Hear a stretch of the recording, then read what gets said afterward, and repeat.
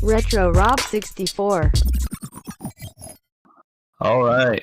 What's up, guys? What's up? Welcome back to the stream. Game sessions number 5. Because I checked last time, it was 4. We're on 5 now. Not 4, but 5. Welcome back, guys. Retro Rob 64 here.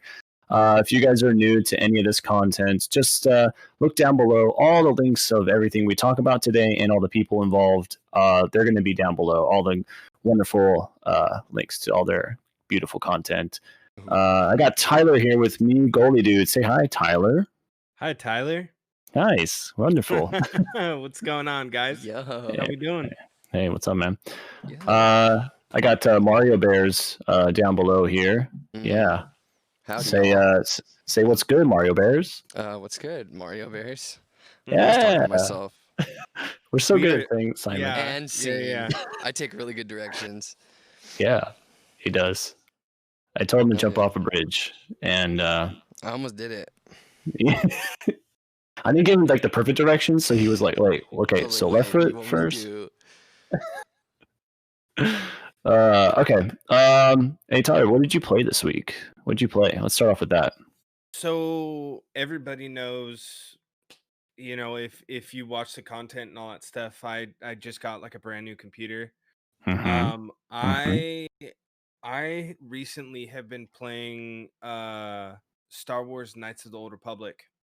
Ooh. The old OG game. So, you know, it's so nice, dude. Like to be able to go back, you know, that game dropped on the Xbox, like the OG Xbox. Mm-hmm. So, you know, And beautiful cool. 480p. Yeah, exactly. Oh, yeah. If you had a television that could do it. Yeah. Did you get it on the EA? Like on the Game Pass or something like that? No. Because I want to say they just put it out there too. No, I got it off of Steam for $3. Heck yeah. Ooh. So nice. they had like a it was it for May the 4th this year? I mean, I think it was. It makes sense if it was. Yeah. Oh, the sale? Yeah. The sale? There was a May the 4th sale, and you got Star Wars Knights of the Old Republic 1 and 2. You got the original Star Wars Battlefront 1 and 2 game. Nice. And then Nice. you also got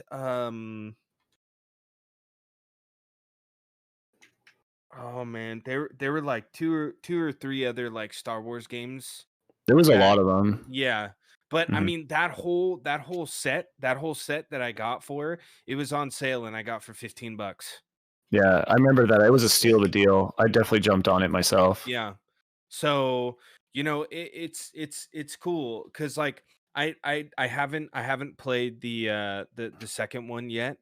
And I'm definitely going to get around to doing that, but you know, the thing is like with that game, you know, like when I had the original Xbox, I was young, you know, I kind of just like wanted to go around, beat people with like lightsabers and all that stuff. But, you know, like as I got older, I got more smarter. Nice. So, you know, like it was, yeah, exactly. So, you know, it was one of those things where like I'm going through this content and I'm like, okay, this makes sense. You know, like, okay, now I understand who Revan is. Oh yeah. And you know, like also the what are they called? Like the companions that you get in the game too. So, and it's cool because I played the MMO, the Old Republic. the Old Republic game, and it's cool because in one of the expansions they talk about Revan, and you actually get to see the some of the old companions that Revan had who were in the game. So, you know, it's definitely an amazing game. You know, just the storyline in its entirety. I'm a huge Star Wars fan. You know, if you know, you've seen my videos and all that stuff. You've seen like the shirts that I wear and all that stuff. My entire wardrobe is either LA King stuff or Star Wars stuff. So, you know, it's cool because you get to kind of like really see like what happened to Revan, you know, what he is all about and whatnot. I'm trying not to spoil anything. I'm just stating a name. So, you know, like the plot twist in that game is epic. I remember when I oh, first played through it, I was absolutely. like, "Oh man, this is such a great Yeah, story." exactly. And so like it's cool because I've been able to like go back and revisit that. And on top of that, like, you know, it's I think it was one of those games where the outcome of what you picked, it was one of the first games where the outcome of what you picked, it it it made a difference in the game Like that you your played. storyline, it kind of like set a base. Yeah. Yeah, So, you multiple know, endings too. yeah, Mhm. exactly. And so, you know, like whatever outcome you decided to pick, you know, it had like it had consequences, good, bad, or neutral. So, yeah, See, that that's freaks it. me out in a game, dude. That's why I didn't get into Fallout. I had to take that test like 8 different times. And then I was like, you know what, dude? I'm not made out for this About spaceship, man. This is about not good. about. Yeah. I'm just gonna stay in the vault. I'm just gonna stay Yeah, in the vault. I take the test. I get out, talk to the first person. They talk to me all sideways. I'm like, damn it, man. I Yeah. didn't do it right. Mario's the guy that's like, "Hey, look, that robot over there is kind of lacking. I'll just take his job. I'll Yeah, just, I'll yeah. just clean the Yeah. vault. I'll just make I'll it look just be a really nice in janitor. here." It's cool.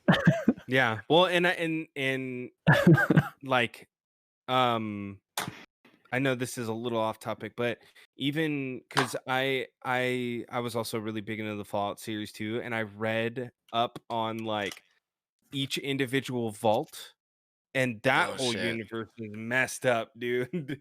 That whole universe is messed up.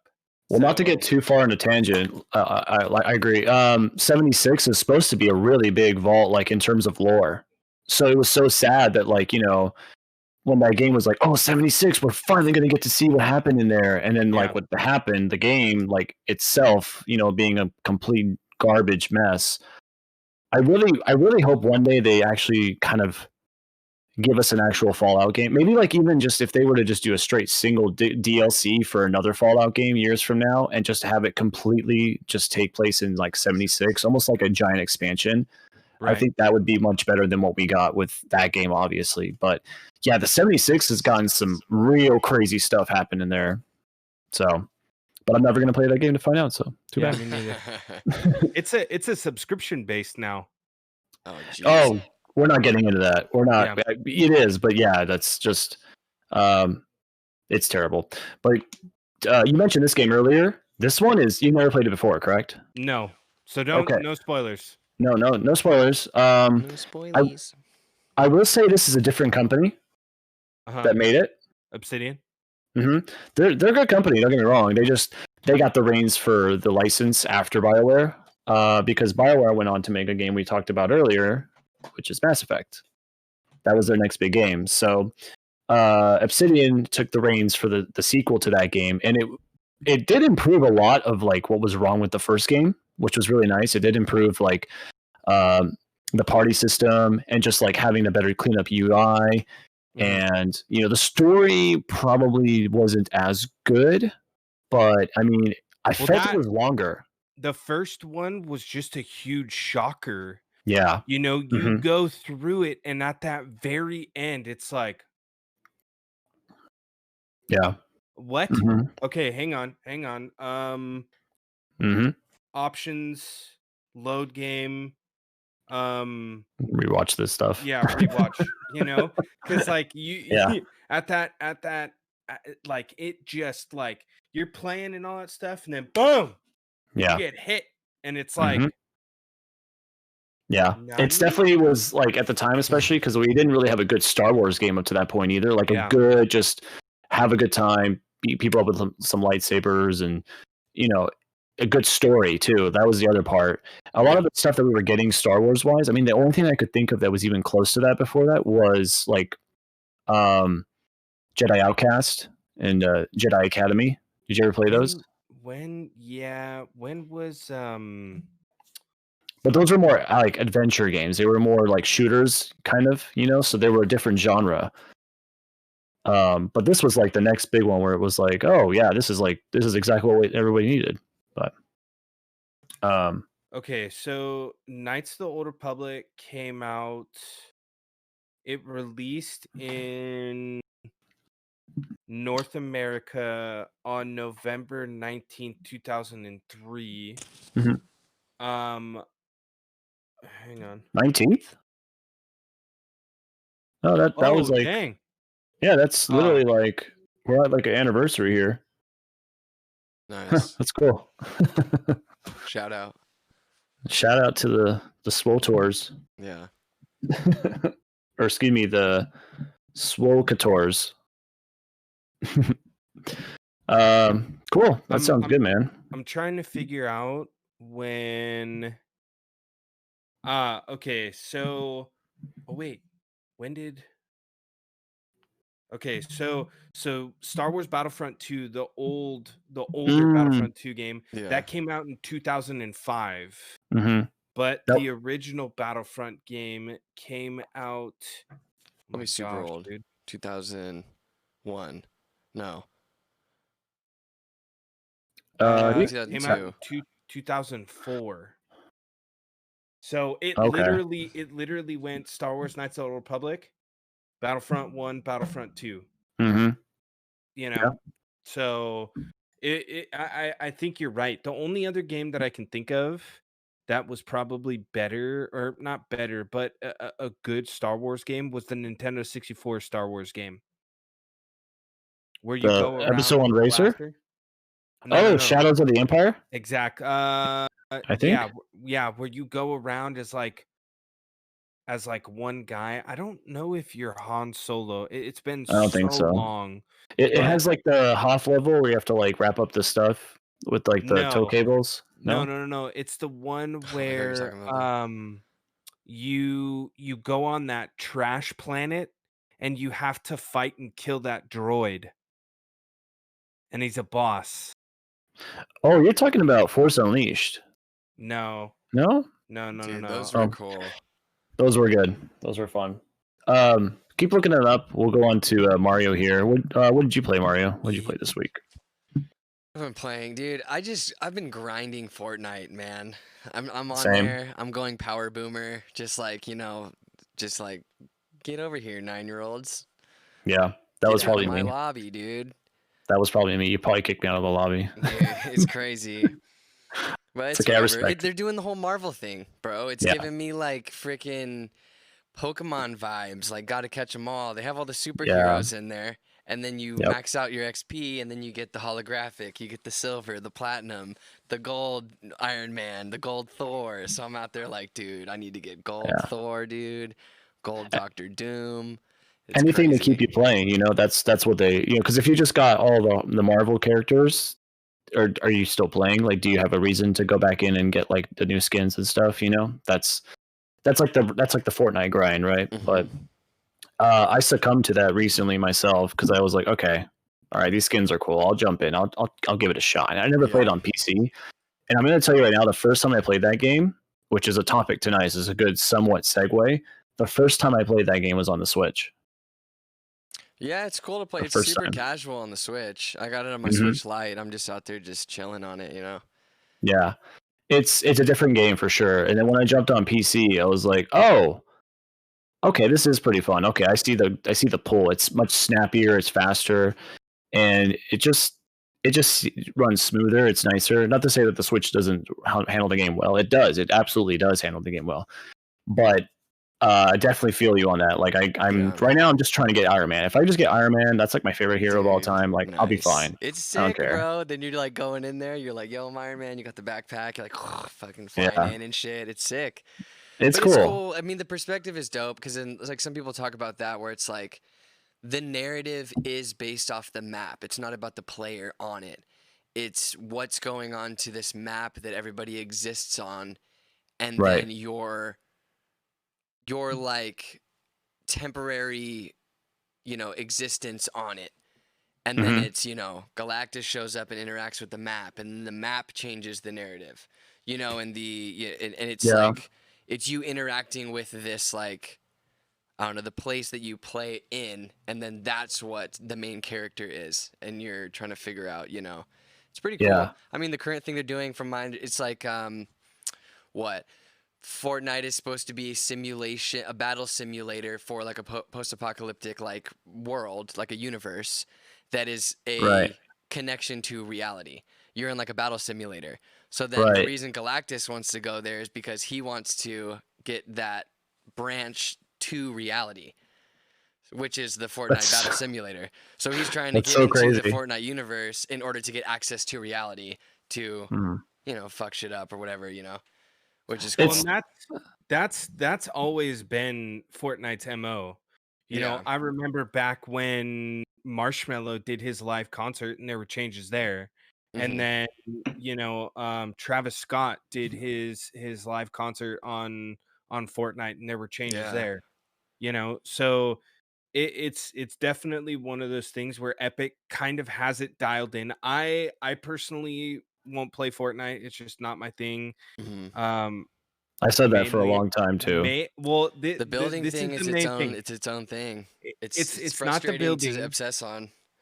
It's not the building. It's not the way that the combat works. It's like nails on a chalkboard to me when I get into a game and I hear some 9-year-old talking to me. Yeah. It is a little graining, but there's a little cool thing that they've added, which is nice. You just go there and you click, and then you click on their name and you hit mute. It's a phenomenal grade. That's true. But then, what happens is like I'm better than little Timmy and I keep getting friend requests from him on the Epic store. It's like, okay, dude, calm down. Calm down. What I do with that usually is I just I've never like trolled so hard in a game before in my life. I mean, I used to play Gears of War and troll at like 3 in the morning. At like 3 in the morning, I get on the voice chat and they go, "Hello, is anybody on the mic?" And I go, "Hello, hello, hello," and they go, "Hello," and I go, "Hello, hello, hello," and it's literally like 5 minutes of me saying hello. And then they finally respond to me towards the end of the game. I go, "Oh, can you hear me? Okay, cool.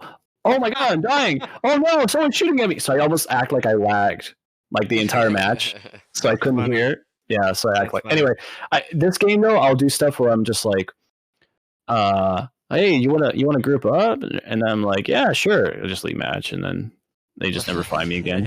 Yeah, it is. It's interesting. I don't know, because then for me, I mean, just like how anybody would say, like, what's the minority of it? It's like, oh, it's all kids, but at the same time, there's just the same amount of adults that are on there, and all the kids are going, "Oh, there's a bunch of fucking 20-somethings on here, fucking," and they're talking shit about the older crowd, because it's just so vast. In my opinion, the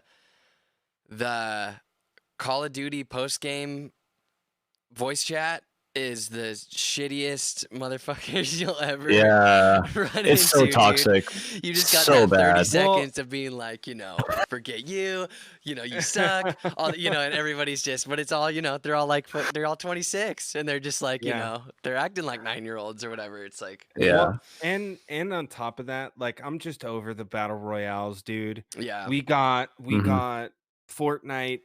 Right after that, we got Apex. Then there were other like cartoony, battle royale, like Realm Royale. Yeah. And then Call of Duty. Spellbreak was good. I like that one too. That one was fun. No, Spellbreak. Oh, that one's a fun one. Yeah, I played it on. I actually played on the Switch, which it ran really well. It's actually pretty cool. It's fast paced. Like you get through games probably like 5 minutes. It's really fast. It looks kind of cool.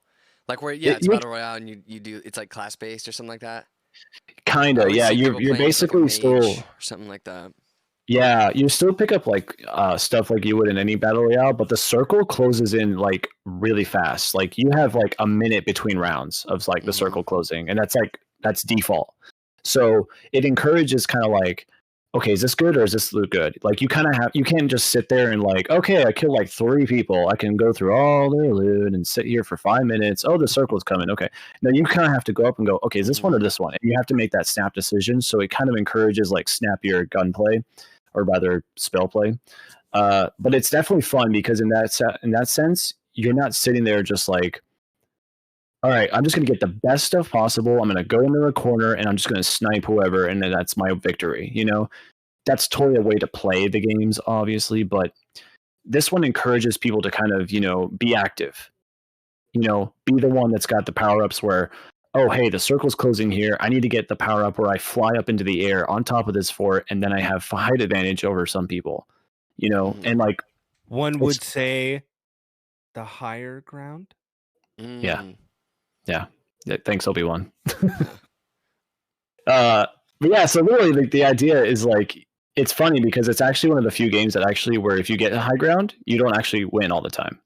Because someone else will get the ability to fly above you, and then you're like, oh, now he's got the high ground. It's over. It's over. I got the high ground. That's just crazy. Because then you're in a metal suit.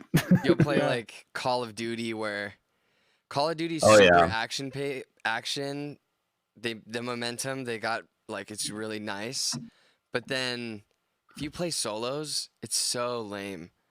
Because then you just everybody's just up on the roofs, just roof camping, and you're just like, that's one reason why I don't like it. It's too funneled to. It's like, oh, I'm doing this to get into a specific thing I need to do in order to get to end game. Like there's no choice. There's no like, options, I guess you have, or it's not as apparent as where you could be like, oh, I want to play like this, or I want to play like this. It's like, oh, you want to win? Okay, cool. Roof camp, wait. Just sit there, whatever. Right. Like Did you guys play the Halloween event? No. I heard it was good though. That Halloween event was sick. Dope. It was really fun. Really cool.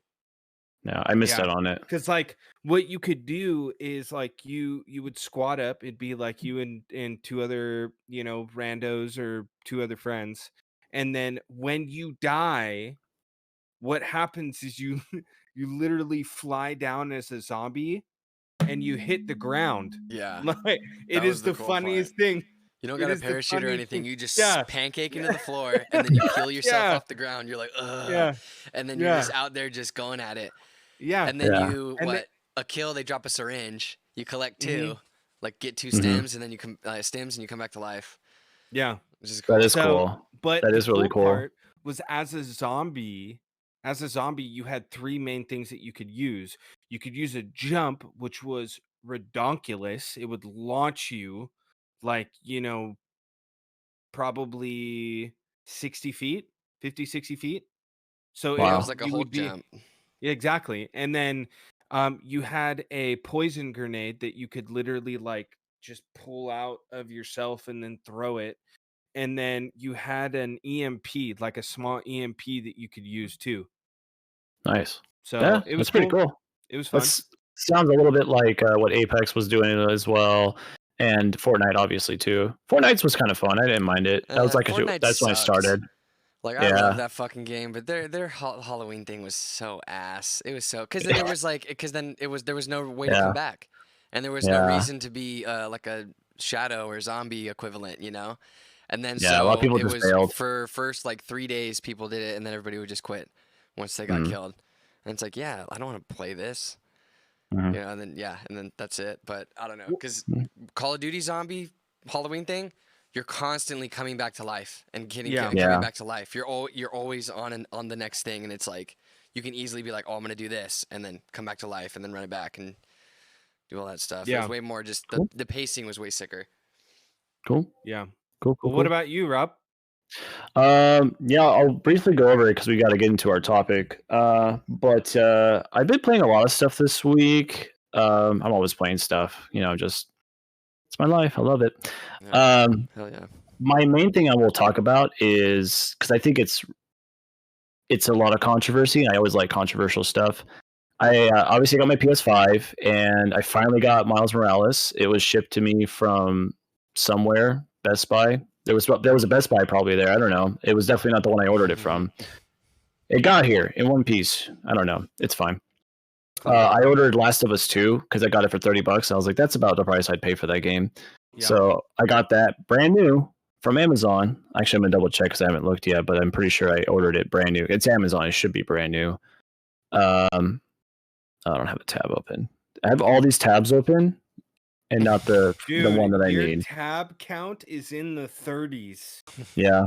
I'm only using about half my RAM. It's fine. It's good.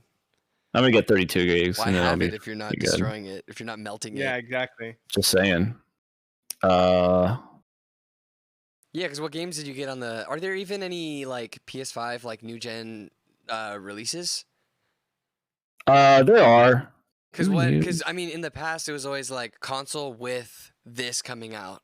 Like, what was Spider-Man that? Or did anything drop that was with PS5? Yeah, sorry, hold on, just looking. Yeah, I bought this brand new. Real quick to just touch on it, I will answer that in a second. The Last of Us 2 I got came in a plastic bag wrapped by Amazon, and you know how like the games have cellophane on them? There was no cellophane on this game. Ooh, weird. But it was brand new. I bought it brand new, so I don't know what. They burned you a copy real quick. They did. They got a Blu-ray player at Amazon. Yeah. So anyway, I just wanted to mention that. I thought that was weird. But the game I was playing was actually that Spider-Man game. That's fine. They watch everything. I was playing the Spider-Man game, and to answer your question, yes, it is technically designed for the PS5. It released also on the PS4. I think it was one of those games where they probably decided, well, the next gen's coming up soon. We should try to optimize this for PS5. And then in the meantime, they also said, well, why don't we remake it for PS5, the old one, the original one. And that's where the whole controversy with recasting the actor that plays Peter Parker came into play, because they're like, hey, here's that remaster. And then people saw who this new Peter Parker was, and they were like, wait, that's not how you guys do a remaster. That's something else. You guys did something else. You guys put one of the interns in. What are you doing? How many Peter Parkers are we on now? Oh, I mean, for the games, it's in the dozens at this point. I don't know. Movie-wise, I don't know. But I will say this much. Playing that game, I did actually boot up Miles Morales, and it is great. It's a wonderful game. Miles definitely plays like Miles. It's actually not just like a reskin or whatever. And I can't wait to go into that game further. I just wanted to boot it up just to kind of like mess around with it a little bit. And the opening mission is great. I'm not going to spoil anything. But going into the remake or the remaster for the original Spider-Man, the game is still good. The game is still really good. So anyone that's like, oh, I'm not going to buy the new one because they recast Peter Parker. Look, listen. If you have never played that game before and you're getting a PlayStation 5 and you're not sure what to play, go get that game. If you've never played that game before, go get it. Go buy the Ultimate Edition, because at $70, yes, it's a $70 game. We're in the $70 generation, but here's the thing. You're getting 2 games for that price. 2 quality games. That's value. Like, do it. It's great. The gameplay is still great. It's an amazing title. It plays better, actually. Like load times and everything, frame rate, all of that is better. Even though the one on PS4 still played just fine, in my opinion, it plays even better now on the PS5. Is it the same actor? No. Is it the same voice actor? Yes. So the original person that gave that voice to the character is still there. He's still in Miles Morales. So at least there's that. At least the character's voice is still carrying over. That at least to me feels better. Like, I'd feel bad if like they recast the guy that played him and also the voice that played him. Well, that would be like, whoa, what happened? Yeah. Like, what a weird thing to obsess about if you're actually like upset about it. Well, it's like the old dude looked like a meatloaf. And like this guy looks like a human at least. He was just like a blockhead. So people okay, so here I understand why people liked the first character, like the first Spider-Man, because he wasn't like fresh Spider-Man. He was, if you look at the first scenes of the game, it's not really a spoiler. You put up the game, you'll see it. He's taken down Vulture. He's taken down Rhino. He's taken down all like the famous villains. He's taken down a good majority of them, And this is a Spider-Man that's kind of been around for at least 3-4 years, somewhere around there. He's still He's still going to school. He's finishing up. He's trying to get a good job. He's trying to still be with MJ. And, you still see that. It's almost like if they took like the Tobey Maguire Spider-Man, like that storyline, and just kind of went further. And like, here's what he would have been like a year or two after, maybe like 3 or something. Like, the events. Just kind of like, here's where he is now. And he's not this kid anymore. He's older. And I understand. I do like it too. Like, he looked older. He looked like he was tired. He looked, it fit with the character and everything. But I understand why people are upset, like, oh, he doesn't look like that weathered Spider-Man. But if you look at the game itself and the cutscenes, he doesn't sound exhausted and tired. He doesn't sound like someone that's, if they change the face, it could still work. Mm-hmm. And even in like Miles Morales, because like he's in the opening cutscenes and stuff. By the way, if you look at everything in 4K, he actually doesn't look as young as people say. He actually looks like about the age that they're going for. I think it's listed in the game. I think it's 24. He's supposed to be 24 years old. So if you look at him, Peter. Oh, okay. So he's supposed to be 24 years old, and he does look about 24. Like modern day, like if you took a kid, what 24 would look like, that's what he looks like. And that's according to like 4K footage. Like all the stuff we look at has been like through YouTube compression and all that stuff. So it's just like not the same. But going forward, like if you never played this game before, you got a PS5 and you're itching to play something, buy it. 100%, you're going to love it. Yeah, because one face looks different. If you played the game before, you're not going to know. That's going to be now your Spider-Man, this new face. I think the and not to harp on this too much, just so we can get to the main topic tonight, but I think the main part is like when you think of Miles Morales, you think of Into the Spider-Verse, right? Because that's where he's first like kind of brought in to this Marvel timeline of Spidey-Men. And so it's one of those things where like, okay, when we were introduced to Miles Morales, the Spider-Man that we got in that TV show was kind of a bum. Oh, you're talking about the movie? Yeah. So okay, this is gonna be confusing because if you pre-ordered the game, you actually get that suit in the game, the Into the Spider-Verse suit. Mm-hmm. It's not. You have to think of those as two separate like entities. Even though they're both Miles characters. It doesn't mean like Tobey Maguire is the same Spider-Man that we're playing here. Yeah. It's just the same kind of concept. But yeah, that one was a much older Spider-Man. Absolutely. I think that was voiced by the guy that played Nick in what's that show? New Girl? Oh. Yeah. That's who voiced him. Oh yeah, that's funny. So that's like perfect casting, right? But yeah, it's yeah. Well, there's supposed to be like multi-universe, right? Yeah. No one was upset about how many Supermans there were. Right? Yeah. Long hair Superman, freaking. You remember? That's a good point. Yeah, like the whole all the different like Supermans, and they got to all come together all of a sudden and do something or whatever. It's like, and then they make fun of it in like Fairly Odd Parents, like the Crimson Chin, all the different chins, like the '70s chin and like the Iron Chin and all that stuff. It's like, yeah, dude, it's sick. But I don't know. I feel like they're not like addressing that as heavily to where people are just like, oh no, you keep redoing it. But it's like, no, they're not like the same. Yeah. Just like Dragon Ball Z World, everybody's all multi-universe, multi-timeline, and all that shit. My and you're God. trying to like, what's going on here? That's a whole like, oh my God. You need a whole lot of drugs to make sense of that. The complete, full on other side of the spectrum as far as like multi-universes and all that goes. Yeah.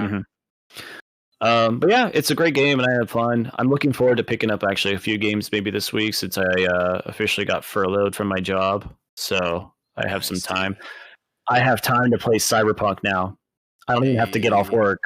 So I'm excited for that. But all right, we'll go into the topic today. We're talking about the Nintendo Switch. This little console right here. This guy, I'm sure you guys know of it. This is actually you probably can't even tell with the lighting that we have currently, but I'm gonna see if I can at least sort of get this to zoom maybe. It is the Animal Crossing Switch. So that's like special etching on the back. That will never rub off. Oh, nice. That's cool. etching. Yeah, that's like etched into the thing. And the cool thing about this, for those of you that don't know, I didn't want to get this Switch because I wanted to get the better battery life model Switch, and I didn't think this one was it. But then if you look closely, let's see if I can get this guy to focus here. Maybe there's a code down. There's a code. There's a code down here. Oh, there we go. Hack 001-01. That parentheses -01, that's the better battery life switch. Nice. So Animal Crossing Switch is the battery life switch, which is nice. So I was like, oh, cool. Well, now I'm definitely going to have to get an upgrade. Is that a re-release of the original one? Because didn't the original ones go out of stock? Yeah. Yeah, so the original ones aren't even as good, right? Right. So the original ones were the hack HAC-001. Those ones were the original, and they had like the standard battery life. This one is actually rated to, I think it's 5 to 9.5 hours, depending on what you do. The old one was about 3 to 6 hours or something, and I never got 6. I probably got 5, maybe 4. This guy, I'm feeling it. I'm getting definitely like 6 hours, bare minimum, on one charge. So really, really nice. And I'm glad that I got it, and I'm glad that I have like the Animal Crossing one too, because it's cool. It comes with a special dock and everything, and it's going to be a nice little collector's item. But yeah, we're talking about that today. We're also going to mention, I think this is the one that Mario has, and that's the Switch Lite, right? Boom. That's what you got. You got the little guy. Showing it, dude. The yellow one. Nice. Yeah. He's got a cool case on there. Bada boom. So yeah, this is a console that's you really can't ignore it. Okay, as a consumer or as a developer, you cannot ignore this console. This console is incredibly successful. I'm gonna get Mario to screen share something here for me, just a moment, so you guys can kind of see what I'm seeing. Boom. Cool. So that full screen. Beautiful. So this is the sales. Now these are Japanese only. I couldn't really find sales for US, but Japan is a big one because it's really kind of where the Nintendo Switch lives. It does have crazy high sales here too, don't get me wrong, but this is the sales that we're currently at here. 68 million units sold. Okay? Now, the next biggest console that's sold this much is the Wii, the Nintendo Wii. And everyone that knows Nintendo has probably had a Wii at some point or has one right now. And that is a huge console. That was a console that literally defined a generation because it was simple. Anyone could play it. Anyone can use it. And it was a huge, huge deal. So that's the next one that the Switch is going after in terms of record sales. It just surpassed, well, not just, but within the last month or so, it surpassed the Nintendo Entertainment System. Another huge seller. Yeah. So, and this is a console that's doing this now in about 3.5 years, 3.5 to 4 years of life. And some have said that the Switch has about 4 more years left, 3 to 4 years left. Are they actually doing a Pro? Like, did they say that they're doing like a Pro, like a Switch Pro or something, like higher FPS or something like that? Yeah, I mean, there's a ton of rumors. Nintendo hasn't confirmed anything, so we're probably gonna get something.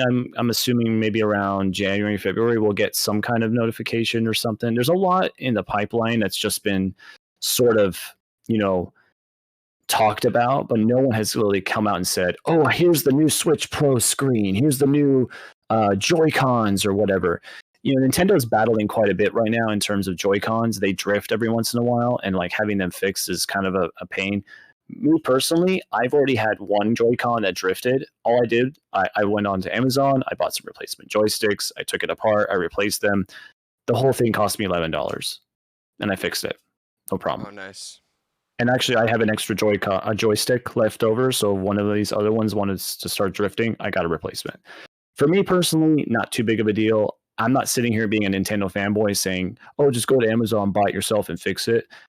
I understand. We're consumers. We deserve a product that actually works properly when we pay for it. I totally get that. And that's the thing that Nintendo is battling right now. However, not however, but going into that, I think they're looking into ways to make sure that the next Joy-Cons don't drift, to make sure that the screen is up to standard for being able to produce 1080p content, at least bare minimum. I think if Nintendo lives in the 1080p area where like you dock the system, you get 1080p on your big television screen, or maybe 2K, depending on what they can do for compression.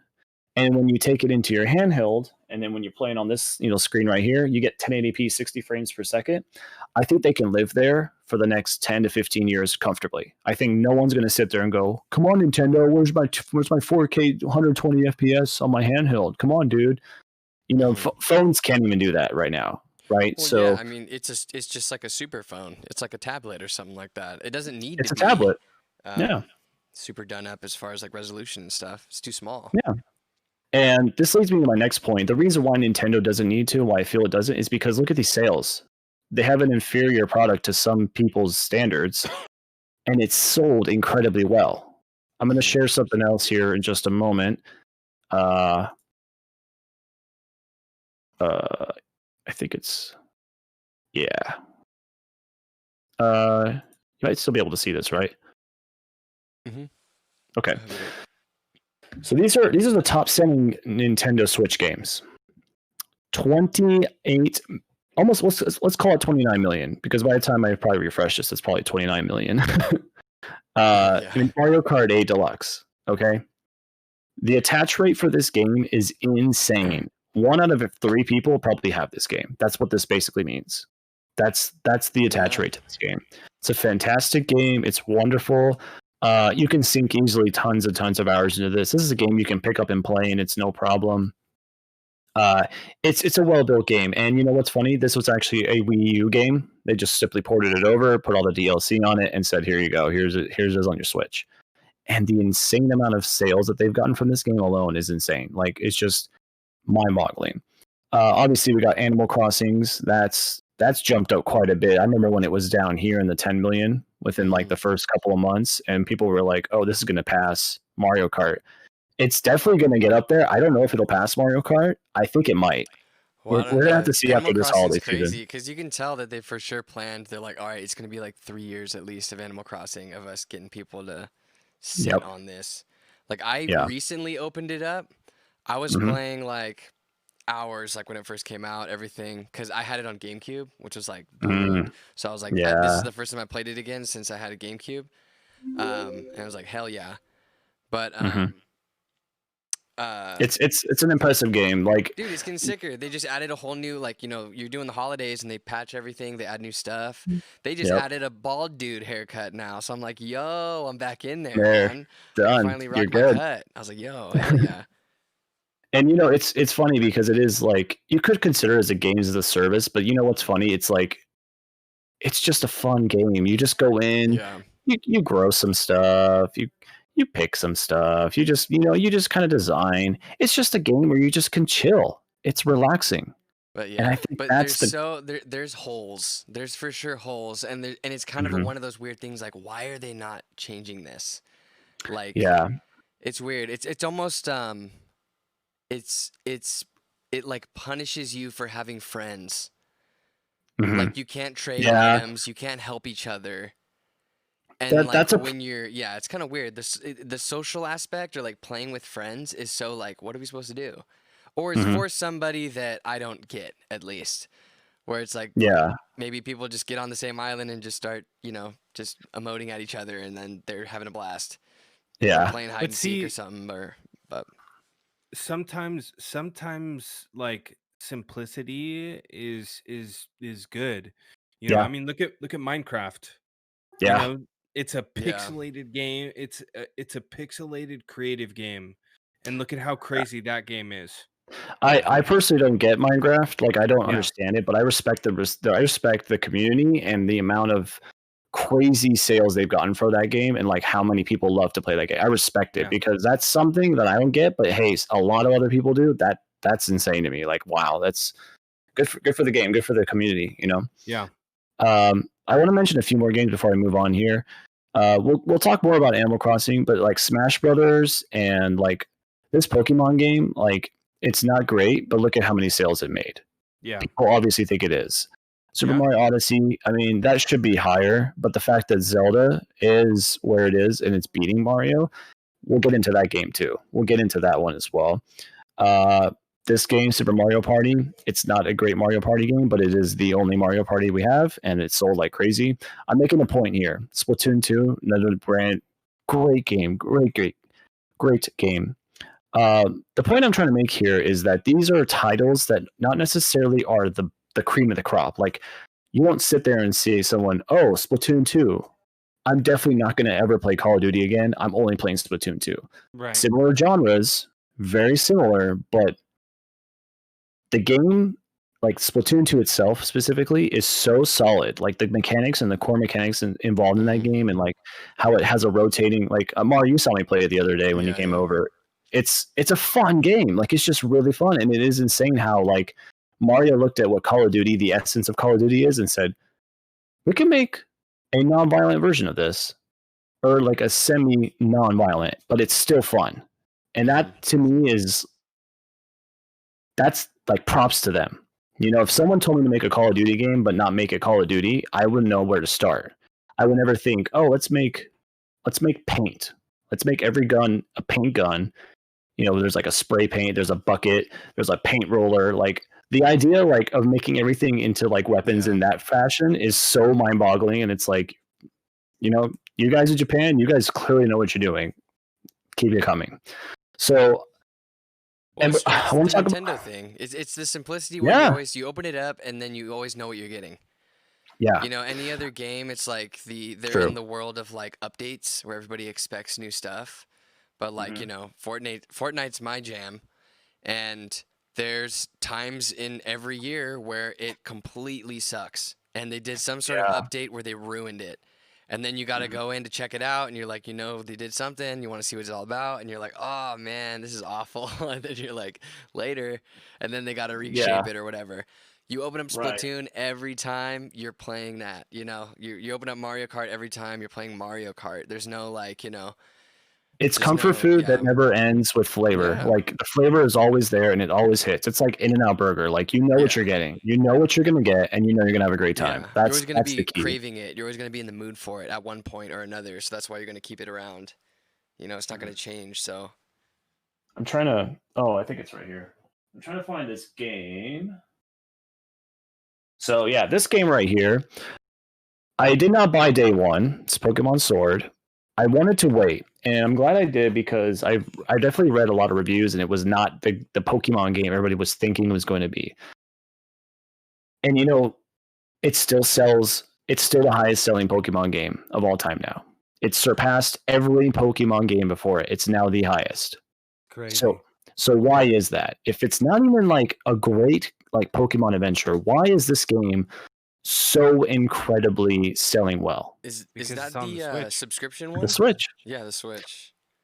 This is the one that has like the DLC that just came out. It has like the 2 DLC things or whatever that just came out. It's not a subscription base. It's not that, no.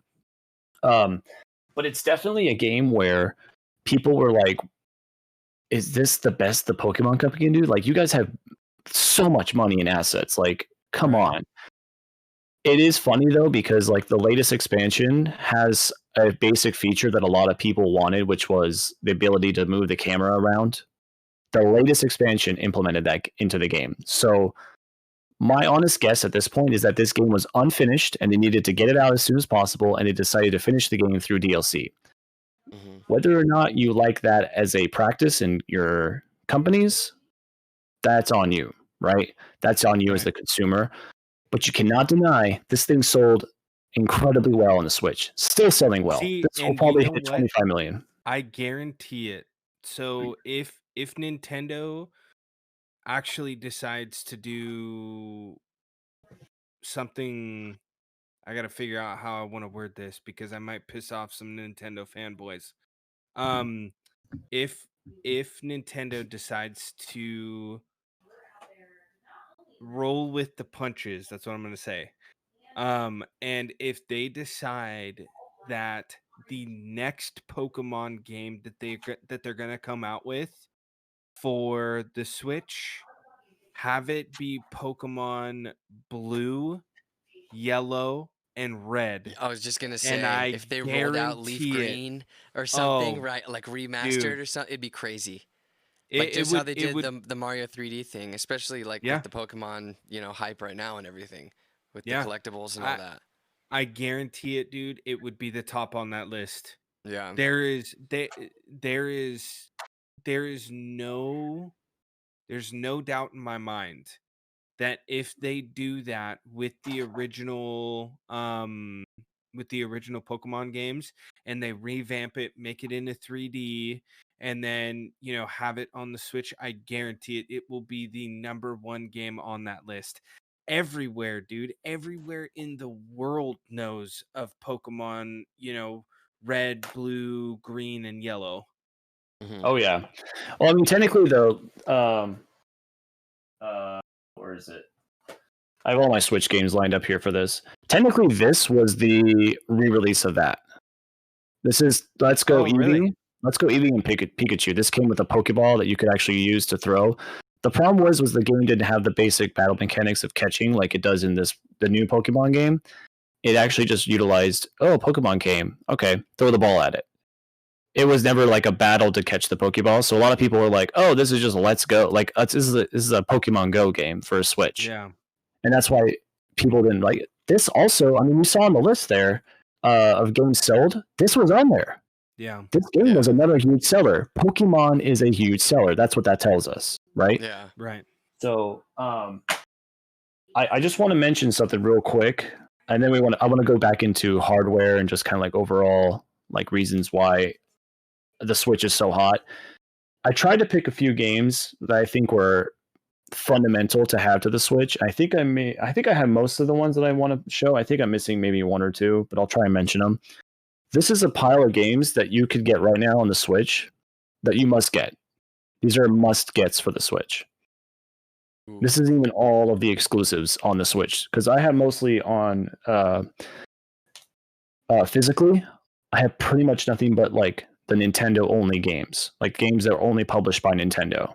Because that's kind of my thing. For me, like if a Nintendo, like for instance, Animal Crossing, like for me, I want this physically on my shelf because I like to see it there. I like to have like the tangible feel of like this is a cool game to have, you know, physically. So, of all the games I have here, there's a few that I left out because I don't think they're necessarily like 10 out of 10s or 9 out of 10s. They're like 8 under 10s or below. So I'm leaving out still a bunch of good ones, but these are like the best ones. I'm going to try and save the best for last. This is actually an entirely new IP. This is from the company that brought you Bayonetta, like those kinds of games. Trying to think, Platinum. Like what else did they slash work on? them up kind of thing. Yeah, but it's a very unique game because it actually requires you to use specific. The combat's really fast, and it causes you to think because it has like a rock paper scissors thing, but it happens real time. So you constantly have to know when to counter with what ability. And it's like really fast-paced combat. And when you beat the game, you get like an extra hard mode, and you're like, "Holy crap! This is like you need to be like one of those people that can beat like another player at chess in like 30 seconds. You need to be like one of those players to beat the game at that point." Mm-hmm. But super cool. Only released on the Switch. Huge, cool one. I think we're getting a sequel to this. I think it did actually pretty decently well. You know, so this one, I mean. If we got Nintendo fanboys in the chat, you know this one. Come on, you know this one. Fire Emblem, dude. This game right here, probably about 300 hours of gameplay, at the very least. And it's really cool because it does have like a branching story. You have three, so it has the 3 houses on there. So it's got the red, the yellow, and the blue one. I forget. I think it's one of them is like the Blue Lions, I think, and the other one Golden Deer, and I forget this one, but. Each one of those has a different story arc too. And you can play through essentially 3 different ways just with those 3 different schools right there. So, and you get to be the school leader. Like you get to be like the main person. So you get to recruit who you want. Each of those playthroughs can be different just from who you recruit and who gets lost in battle. That's the whole crux of Fire Emblem. But it's super, like anyone that knows Nintendo knows this is like an amazing game. 100%. I'm going to save that one for last. Luigi's Mansion 3. See, I need to get that, dude. I've been watching a bunch of Luigi play right now. It looks so good. I love how like that art style, and it's like the lighting and how like sick it looks. Unreal Engine 4 is capable to be played on the Switch. That's why this game exists. It uses the entire Unreal Engine 4, and you can, the amount of detail they put into the game is insane because they didn't need to. They didn't need to do the amount of detail they did, but they did it anyways, and it's super cool that they went that route. And just like the little effects of like paper fluttering and just how it actually is dynamically just like in the world, and you're like, yeah. I wonder if Nintendo took it that deep because Luigi's a more real person than Mario is. So it's a more real game. It has like a realistic aspect to it. It has lighting. It has like, you're in an environment. There's spatial awareness. Like, I wonder if they, took it that far in the, pitch meeting or whatever the hell. Mario fanboys right now are blowing up. No, because they respect the L. They respect the L. The thing about it is like, Mario's always the guy that's like the poster boy. He's a celebrity. He's always getting Peach, and Luigi's always the guy that's just like, he's smoking a cigarette and he's like, oh, whatever, bro. He's looking at his clock and he's like looking through his Instagram feed and he's like, oh man, I got 3 minutes before my shift at like, the Toadstool Burger's up or something. I got to go there. And then like his girlfriend's Daisy, but she's just like a basic chick. She's super she's really just simple. She wears like flannels and stuff. Yeah. She likes coffee. More relatable. Yeah. Yeah, that's the thing. Yeah, he's more realistic. Like Mario doesn't get scared. You know what I mean? Luigi does. He has feelings. He has emotion, right? Yeah. But yeah, this is honestly, playing this game, I was smiling so much. I was like, this is just a fun, amazing adventure game, and it's literally how you take, it's basically how you were to do Mario games, but you took your time. And you took your time to really look around a level and go, oh, I can do this. I can manipulate the physics this way, and it actually makes this happen. Oh, that's really cool. Each level, you spend at least like 5 to 10 minutes in just to make sure you found all the discoverables, because that's it. The gameplay encourages you to do that. Mm-hmm. Super fun. Did they ever redo incredible. What Mario like subtitle was it? Where was it World, where you're in like the castle and you're jumping through picture frames? Super Mario 64. Super Mario 64. That's they never the one. redid any of that, huh? It's always the 64 like blocky, chunky head Mario, polygons looking. Well, we talked about it last time. It was this guy. But so you're this still is the playing 64 though. You're not playing like a new. You're still. It's like 1x1 like 360p. Yeah, I don't know if you can see it. That's him right there. Yeah. So it's definitely the same Mario. Like it's never been like, that's kind of how they do it. They don't really, unless it's like Super Mario Galaxy. They made a 2 for that for some reason. Go figure. But it is a different enough game to be a 2, so I get why. But I guess I'll go into this guy. This is actually a remake, but I still recommend you play it. Link's Awakening. Yeah, the art super good game. So sick. Yeah, it's very chibi, but it's so good. It's so good and worth to play through this one. It's got like this. Again, it's Unreal Engine 4. Okay, so you got really, really nice dynamic shadows. You got really tight gameplay, and if you ever played the Game Boy version, that game is really, really an interesting game because it is one of the black sheep of the Zelda family. It's one of those games where it's a game within a game. It's like, is this real? You almost think about reality in terms of like, wait, because when you beat the game, you kind of go, did that mean? Wait, it's literally like Knights of the Old Republic. You kind of have that like, wait a minute, what did this one thing mean for the rest of the game? It's really mind-boggling, and it has a nice bookend to the end of it too, where you're just like, that's a great story. Like, I'm really glad I played through this, and it's new enough from like the Game Boy one too. Like are they chronological or are they like different? It's like the Zelda world. Yeah, so a few of the games go into like the history of like the hero of legend. Yeah. So like Zelda is my jam. Like that's like my thing. I love Zelda to death. As someone who wants to like, I want to play Zelda, would you say to start at the beginning, or would you say what would be the first Zelda game you should get? Like, should you pick up one? Like, what would be the one to play to get you excited about it, and then maybe you go back in time and get backstory or something like that? it's kind of tough because like I personally feel like the Zelda franchise is a lot like the Kingdom Hearts franchise. Oh yeah. If you wanted to, you could pick up one of the Zelda games and play it and kind of understand what the main storyline is. Yeah.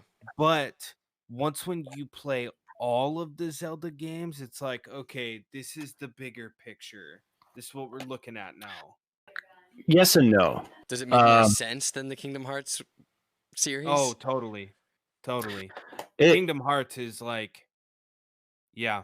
So the problem, you're right and wrong. So you're right in the sense that it is kind of like this big world and it's kind of hard to follow.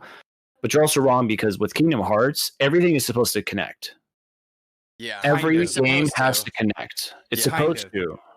But with like, there's a few Kingdom Hearts where it's just like it really wouldn't have mattered because it was a dream.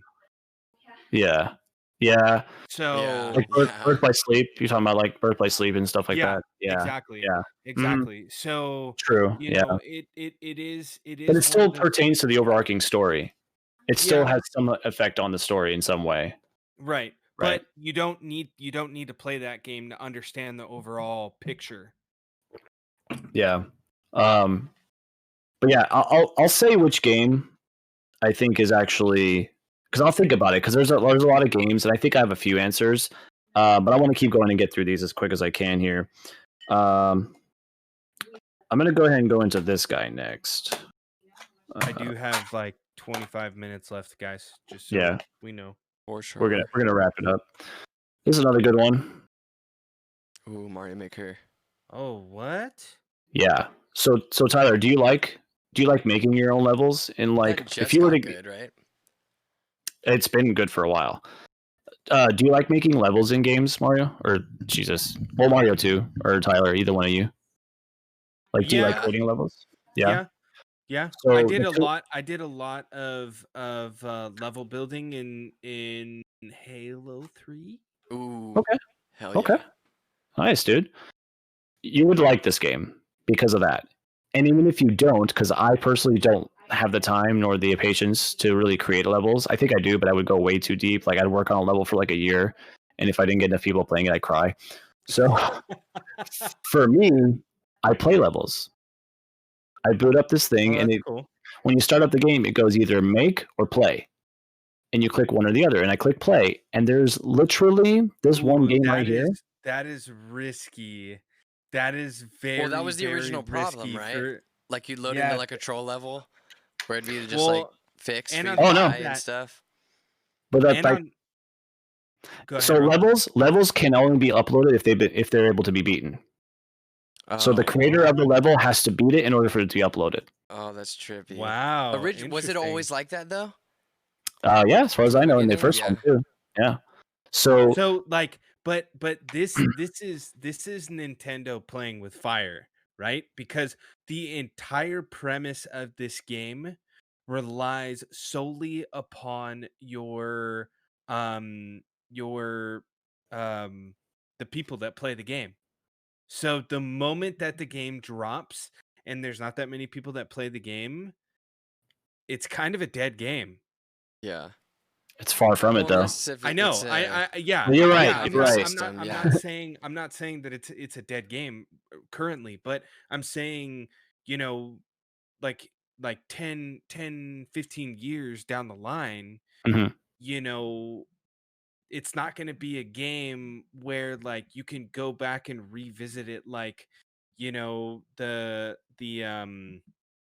the Mario Kart games or Mario 64 or whatnot. It solely relies upon its fan base. So there's one saving grace to your point. There's a few, but this is the main one. I don't know if you can read that. Play together. Where my finger is? All new story mode. Oh, okay, there actually is a story mode. Oh, you rebuild. So somebody comes in and literally destroys Peach's castle, and then you're like the builder guy here on you're like Builder Mario. And you literally have to beat levels to get coins to rebuild a castle. That's your story. That's cool. It is fun. Cool. Yeah, it's actually like legit. The first game didn't have that. So to counter that point, you're right. The first game, I don't know many people that play it. A lot of people still like that because of the Wii U and the gamepad and how you could like use the stylus to like make the levels. It made more sense. But this game is, I remember when it dropped, it had a little bit of controversy because it had some major lag issues, like playing with friends and stuff like that. The multiplayer aspect here is crazy. Like you can literally, this is probably the last Super Mario Brothers game we're getting that's a 2D side scroller. Because now they've updated this game so much to the point where they've made World Maker. So now you can be a creator and create worlds. So remember Super Mario World from back in the day, Super Nintendo? Mm-hmm. You can make your own in here. That's trippy. That's crazy. And you could have millions of those worlds. So literally, if someone wants to go in there and go, well, Super Mario World was good. Here's my Super Mario World 3. Because technically Super Mario World 2 is Yoshi's Island. They can make Super Mario World 3 or 4 or whatever, you know? And like they really are like, here's the keys to the kingdom. Go. Have fun. Have a good time. Dope. You think our games are bad, slow, too easy? Make your own. Here's the keys to the kingdom. And that to agree with you is like, yeah, that's like playing with fire. That's like, wow, like, you know, the fact that this game exists, that's Nintendo going, we know what we got. Enjoy. Have fun. Crazy. Yeah. Like, you guys will have fun. Really, you guys will keep each other busy kind of thing. Yeah, exactly. Yeah. It's a genius. It's another thing the geniuses of the Nintendo people have done. I'm going to save a couple more of these. Obviously, this one stays in my Switch pretty often. Nice. Like, this game alone right here, if you just bought a Switch for this, you're set for life. Not even kidding. I've put over 200 hours into this game. It's kind of crazy how they're still rolling out the second round of characters. And there's initially there was only supposed to be one round of DLC characters. Mm-hmm. One.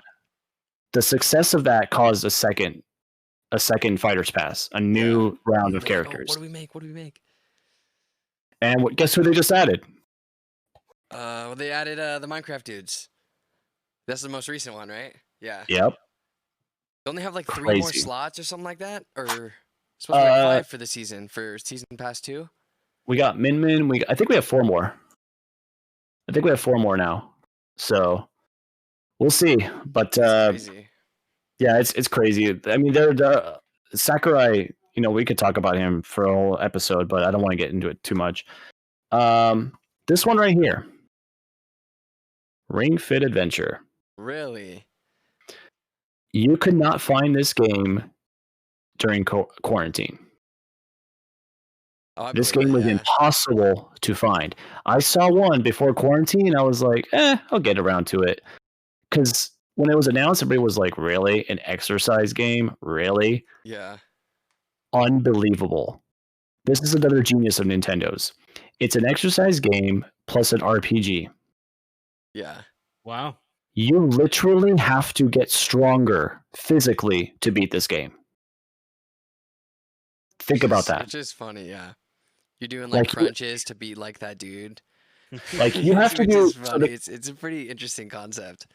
It's amazing. Like at first, you know, you start off and you're like, oh, this is easy, and then you start to do some jogging in between your exercises, and then the jogging gets harder because you go up a conveyor belt, so you have to jog harder. And then you get to the next exercise level, and they give you like 3 seconds to rest, and you're like, go, you got to attack. Okay, your attacks are in. Okay, cool. Now you got to do an ab press, defend.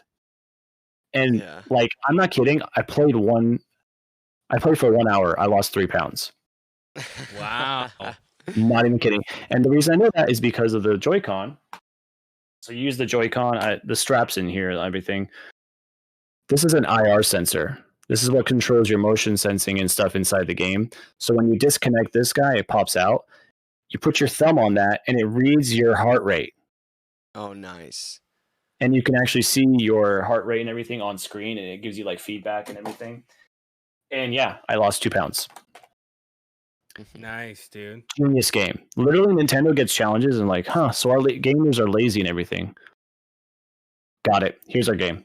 boom, and they'll just spit this thing out. And yeah, I saw it during quarantine. I picked it up immediately. I was like, I'm not waiting again. This game, because it comes with the peripheral, it comes with that ring, that big ring thing right there. Is it like a one-pass storyline kind of thing, or can you run like instances or like levels or something like that? It's you can do like, so let's say you just want to do like some exercises. They'll give you like just some like skirmishes with like some like enemies. Yeah. Kind of like with like Pokemon, you walk in the grass, you fight an enemy, like an enemy pops up and you fight them. Mm-hmm. You can just run those and you can just do those and get better. So like, let's say you're at a part of the game where you're like, I can't beat this. You can do that exact same fight over and over again as just an exercise to get stronger and then go, okay, I think I'm ready. Let's go back in. But like, you don't go back, but you don't go back in right to the fight. You go back in from the beginning, do the whole exercise, run, do your thing, and then get back to it and then run and do your thing. So going like, okay, I think I'm ready. You have to consider, okay, I got to do everything leading up to that fight, including running, doing the ab press, doing the push up, doing whatever, and then get to that part in the fight where you had to beat and then go. Beating someone in that game is the equivalent of you're stronger than them. It's like beating someone in Dark Souls, but better. Well, it's probably more rewarding. Yeah. After that, especially if you're actually having to be like, okay, I gotta work on this a little bit in order to beat this last guy, you know? Yeah. Like, damn, I'm exhausted, but you pulled it off, kind of thing. Real quick, only 2 more left. Mario Odyssey. Nice. This is actually the reason that I bought a Switch. Mario Odyssey. I saw this game and I saw the demo of it, and I was like, all right, this is what Mario's doing now. Okay. Jumped in it. I played it for 3 days straight. I beat the game. I still have not beaten it completely. I've put about 120 hours. I still have not gotten all the moons. So like in the original Super Mario 64, there's like 120 some odd stars. This has over like 2,000 or 3,000 moons. Oh, those are like the collectibles. Those are the stars. Those are the stars. Yeah. Yeah. I still go back into this every once in a while just to have fun and just kind of find some moons and just explore. And it's an incredibly well designed game. Like obviously it's Mario. Like they know, they're not going to put out a crappy one, but it's just amazing what they can still do to like keep you to like, oh, it's Mario. I'm not bored of that yet. Yeah, right. I am. No, like, mark my words. The next time we see a new Mario come out, like just get ready. Twitter's going to crash. Facebook's going to crash. All the social media platforms are going to crash because of just the insane amount of people that'll be like, oh my God, So this is a must play. This one and Smash Ultimate are so far my must plays. Everything else I've shown you, you got to play too, but these are must. Like you buy a Switch to play these, period. Last one, I'm sure our chat has probably figured out by now. Nice. Breath of the Wild. Wild. So I'm gonna take a second or two to talk about this one because this one is an important one to me. Again, I'm a Zelda person. My favorite game of all time is between Ocarina of Time and this guy. Oh. Favorite game of all time. Okay? Ocarina of Time. 1996, 1997 to this. That is an incredible amount of years to go by. That's like, no, that's close, but it's not my favorite. This is the contender right here. I'm going to tell you why. So the first Zelda came out on the Nintendo, and everybody was like, oh my God, this game is hard. Where's the sword? Oh, there's a cave. Let me go in here. Oh, there's a sword. Okay, sick. Okay, cool. Oh, I died. Okay, now what? Oh, I gotta start all over? Okay, well, I know where the sword is. Let me go in there. Let me get the sword. Okay, cool. Oh, there's a guy coming. Okay, fight him off. Okay, cool. You literally would die so much to the point where you learn the map, you learn the secrets, and you understand how to beat the game just from gameplay. That game taught you how to play. And not because it showed you intros or anything. It showed you by letting you figure it out. This game is the 3D modern representation of that. But with the save, right? Oh, yeah. You can save whenever. That's also new. For the first time in like a long time, if you see something really, really treacherous in front of you, you can save right before it. No problem. And you'll load up right before it. Nice. This is one of those games where you haven't played it, right, Mario? No, I haven't played that one. Yeah, you definitely, both of you. I seriously urge you, if you get any game with your Switch, that's the game. This is the game you have to play because It is equal parts Skyrim, as it is Red Dead Redemption 2, as it is Dark Souls, as it is trying to think anything else. I'm trying to think of something that's really like physics heavy. What's a physics heavy game? Oh, like Half-Life 2, Portal, those kind of games. There's such an interesting gameplay element to this game where you have abilities that manipulate the environment around you. And for the first time in a Zelda game, that is truly the most truest statement ever, because you did have always like, oh yeah, the hook shot, you can go up there now.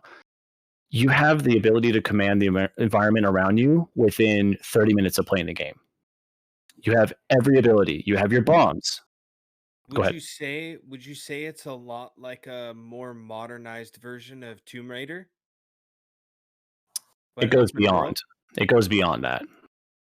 Okay. Way beyond that. If Tomb Raider, honestly, if the next Tomb Raider isn't like an open world game where you're going to like you actually find tombs and stuff, they messed up. Right. That's the next, to me, that's the next logical choice. But going beyond that, this is a game where, you know, the best parts of Far Cry are just like going through the jungle, looking around, discovering stuff, you know? Right. This game has that. The best parts of, you know, Grand Theft Auto, where you pick up like random, you know, cars and you just cause mayhem. This game has that, but not in cars, but you can do it with weapons. The weapons break pretty often in this game, but it is a part of the gameplay element, and it's also part of the story. You're playing in a game, you're playing in the Zelda, the Hyrule universe, and the first time in the franchise, you lost. You lost. The main antagonist won. You're in that world. You're in a world where the bad guys won, and you have to figure out how to now come back and say, nope, you didn't actually win. Here's why. I'm going to prove you wrong. That's literally the story of this game. You actually, right from the get-go of this game, you can actually go straight to the main bad guy and fight him. As soon as you load up the game and you're like, you got like the main stuff, like it's like the first 3 minutes or so. Once you get outside, I'm not trying to spoil anything, but you can see the bad guy and you can go straight for him. Will you survive? You can watch some really funny streams of people trying to go and fight him. It's hilarious, but you can do it. It's one of those things where you can always fight the enemy, but or you're gonna build up and then get ready for it. But at any time you can go there. It's one of those things where it's part of the story. I'm not trying to give too much away. You do have to get some abilities specifically to go and fight that person like effectively. But I mean, I've seen people take him down with like maybe 2 of those things, or even 1 of those things, you know? And the reason why they chose that one specific thing to help take them down with, it's interesting, you know, like that's their gameplay style. That's all they needed. They didn't need the rest of the abilities. They just needed that ability, you know, and they gave it the best shot to try and take down it. You got to watch it. There's some of the really like epic stuff, and you're just like, wow, these are some really high level players. Me personally, I just was like, I want to get the full story, and I still haven't beaten it. I'm still working through it because there's so much content here. It's incredible. Like this game will probably take me like 300 or 400 hours to play because I want to get everything. Yeah. And I think for the first time in a Zelda franchise, I feel like that's the case with this guy. It's so much of a non-handholdy Zelda that this is why it's so revered. It's literally the game. It's the Breath of the Wild. It's like a fresh breath air. You know, it's a game where I feel like it's trying to remake a lot of the stuff that is like common to Zelda, but they want to break from it too. They want to see, where can we go? You know, if we don't have this one box, where else can we go with the series? Right. So, and this did so well, we're getting a sequel. Yeah. So.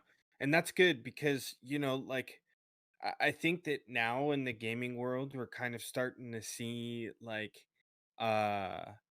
you know, these major franchises like start to kind of break away where their original roots were, and for better or for worse. But I do know that like one of the other games that they were talking about with completely changing you know, key elements in the game was, and I know that this is not a Nintendo game, but to get a little bit off topic, um the God of War series, they were talking Absolutely. about, Kratos being out and then his son coming in. For the sequel. So, yeah, Hmm. exactly. So, it's one of those things where it's like, okay, you know what? Like, me personally, I give developers, when they do that, I'm like, oh, hell yeah, guys, good job. Because what you're doing is you're trying something else out that has been repetitive in your guys' games, but what you want to do is you kind of want to break free from that and create new storyline content, or introduce like another character and give them their background. Hmm. I love it when game developers do that, because it shows me that the writers and the directors of the game are not just half-assing it, and they're not saying, okay, we know that this works, we want to stick with it even though it's repetitive. To me, it's like, okay, you know what, like, you guys are wanting to kind of veer off. Okay, hell yeah, let's see it. Hmm. And as long as it's right, as long as it's good, then more power to you. That's the More. problem, though, is they never know what's Exactly. good, right? Sometimes, Exactly. I No. mean, Exactly. you look at like a game like I'm trying to think of one that's off the top of my head that they just Mass butchered. Effect. I I mean, was gonna say Mass Effect, yeah. when they Andromeda. went from, Mass Effect 3 to Andromeda, that was terrible. So, the Yeah. thing is like, and I know that we've talked about this in some of our last videos about the whole, um you know um pushing a game back, to fix Delays, the yeah. issues. Yeah. Hmm. Mhm. And you said it yourself, a delayed game, as long as they fix the issues and it comes out, it's just going to be delayed. They might lose a few people, but once when they understand what they fixed, they'll end up getting them back. If they drop a game and it's shit, you're going to lose your people. You're going to lose Yeah. your player base. Look at Bad first Anthem. impression. Anthem did that. I know that we talked about that too, but Yeah. the thing is like, one of the things that really comes to mind for me is, in Destiny 2, when they took out competitive PvP. They took out Mm, Trials of Osiris. They took out that competitive PvP aspect, and there are people in that game that's all they fucking do, yeah. Hmm. you That's know? that's a huge blow to the community. Exactly. But the thing is Bungie knew that there was a problem. They knew that there was a problem with that specific part of the game. They wanted to take it out, they wanted to revamp it, and they did. And it came back, and it's phenomenal now. It's better than what it was back then. It's So, true. it is one of those things where, like, as long as they do it right, they take their time, and they really, like, hours and hours and hours put into it, and they make sure, like, okay, is this the right step to take? Do we want this new character to go down this avenue because it was similar to, the other one? It Star Wars, another perfect example. They tried to do something new, but it was shit. It was bad because Battlefront everything. 2? Or No, is no, that talking no. I'm or talking about the movies, the movies? Okay. just the Oh, yeah. movies in Yeah. general. Yeah. Like I remember when, uh I can't even remember it now because it was so bad. Mm. The eighth movie. What was that one called? Last Jedi. The Last Jedi. Mhm. When, because, and dude, I The got in last this. straw. Yeah, I got in it, and the Force Awakens was good. It was solid. I know I'm kind of getting on a rant right now, but the thing is the Force Awaken, it did have very similar elements in I think it was A New Hope, right? Yeah. Yeah. It They had echoed. very, yeah, they echoed, but it still worked. It was good. When The Last Jedi came out, they decided to completely revamp it. There were director issues and all that stuff. I'm not going to get into that. But the one thing that two things that really pissed me off.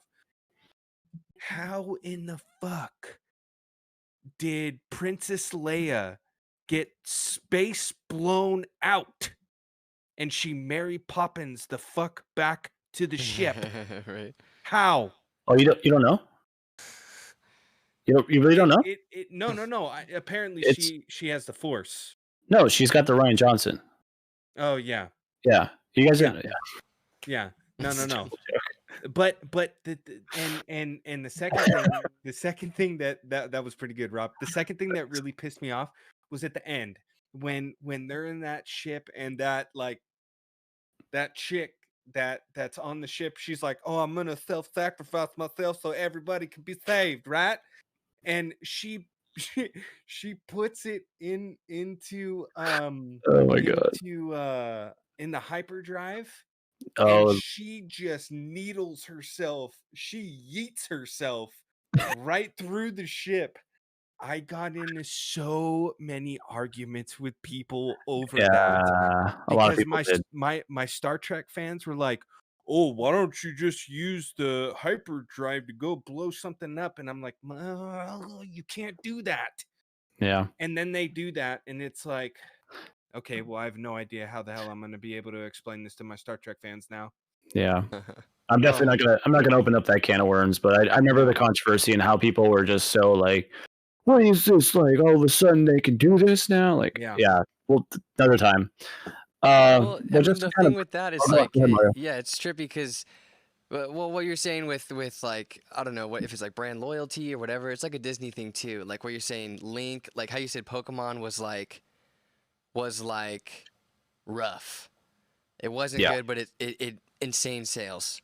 You know the whole thing. Yep. It's like when Eminem puts a song out and everybody's gonna listen to it just to see what's up with it, and it already went platinum, but then everybody decided afterwards that it sucked. You know, but he already got the sales. He already got the plays. He already got the accolades, like all the rewards for it or whatever. Yeah. But the Legend of Zelda, they can always put it out. They create. Well, the point is they wrote a really good world or a character or like a hero, and then that's so established that people want extra perspectives on it, and just because it's from that, the Zelda universe, or everybody wants to see what Link's doing, or Mario, Paper Mario, whole different kind of thing. Everybody wants to see that perspective of their favorite character. Yeah. And, which is interesting because like the Animal Crossing thing, it seems it's like a game that they wanted it to mature with the player. Like you want to see the game develop over like a 3-year course, and they know you're going to play it for that long. Like the point of it is for you to be playing it for like a like lifetime that exists in like 3 years or something like that. And like they want you to yeah. But the cool thing about Animal Crossing is they don't force, like, it's not just like, oh, log in and get your your free boost to your character, and stuff like that. It's just like, log in, we'll give you a t-shirt if you want it. You don't have to wear it, but you can have it. That's the whole thing about Animal Crossing. It's like, log in to get your exclusive t-shirt. It's just bragging rights at that point. Like, oh, you got the t-shirt, it makes you so much better at this game than me. No, it's just a t-shirt. Like, it's just a cool shirt, has Pikachu on it, whatever. It's just fun. I don't know if you're sharing this yet or not, Mario. Yeah, I'll pop it up. Screen share. So this is the reason. This is the Pokemon Sword and Shields tree. This is a Ocarina of Time's tree from Zelda. N64, Nintendo Switch. Oh my gosh. Yeah. So this is the kind of the thing that people were really pissed about, and this was making the rounds when the game was out, and everybody was like, Nintendo, you forgot some textures. Like, what's going on? Yeah. Yeah, but hands in chats like, Mario Odyssey was another change up from the original formula. I think that makes sense. As Animal Crossing feeds into the Sims appeal. I mean, shit, I started playing Sims 4 like 3 days ago. Right. Yeah. Yeah. And I'm surprised. Side note, quick that. digression. I'm surprised they messed up a Sims game that bad. Sims 4? I was Sims playing 4? Sims. Like it's so like it feels so bad to play. Like the controls, how buggy it is, how you get caught in a menu, and like I'm so surprised they like ruined that game and it's still like EA. on the internet to Yeah. download. It's kind of EA. crazy. Have you seen how many how many expansions there are for that or It packs? is Oh, it's ridiculous. insane. There's loyalty going on, dude. And all the expansions Yeah. are like 20, $40. That's the original reason I didn't get into Sims, like, or I stopped on my PC because they expect Sims players to just play Sims. Like, dude, I'm gonna have Yeah. 200 gigs of Sims on my computer. Like, no. You know, like that's gonna be my whole thing. Sims Warzone, Might dude. as well just invest in Call of Duty at that point. Yeah. Wait, that's also EA. Okay, well, I I see the mean point. that I kind of need to get going, guys, unfortunately.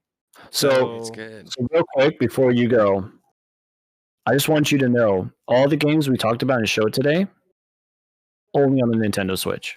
Right. Are you getting one? So here's the thing.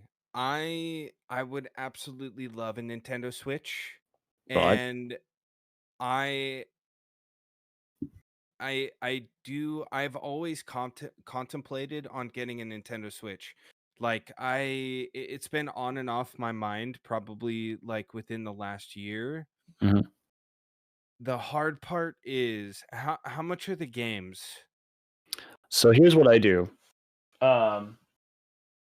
These games generally are like $60. They're not 70. Yeah. The major titles are all 60. Go to Walmart. They're $10 cheaper. Oh wow, why? They sell them at wholesale.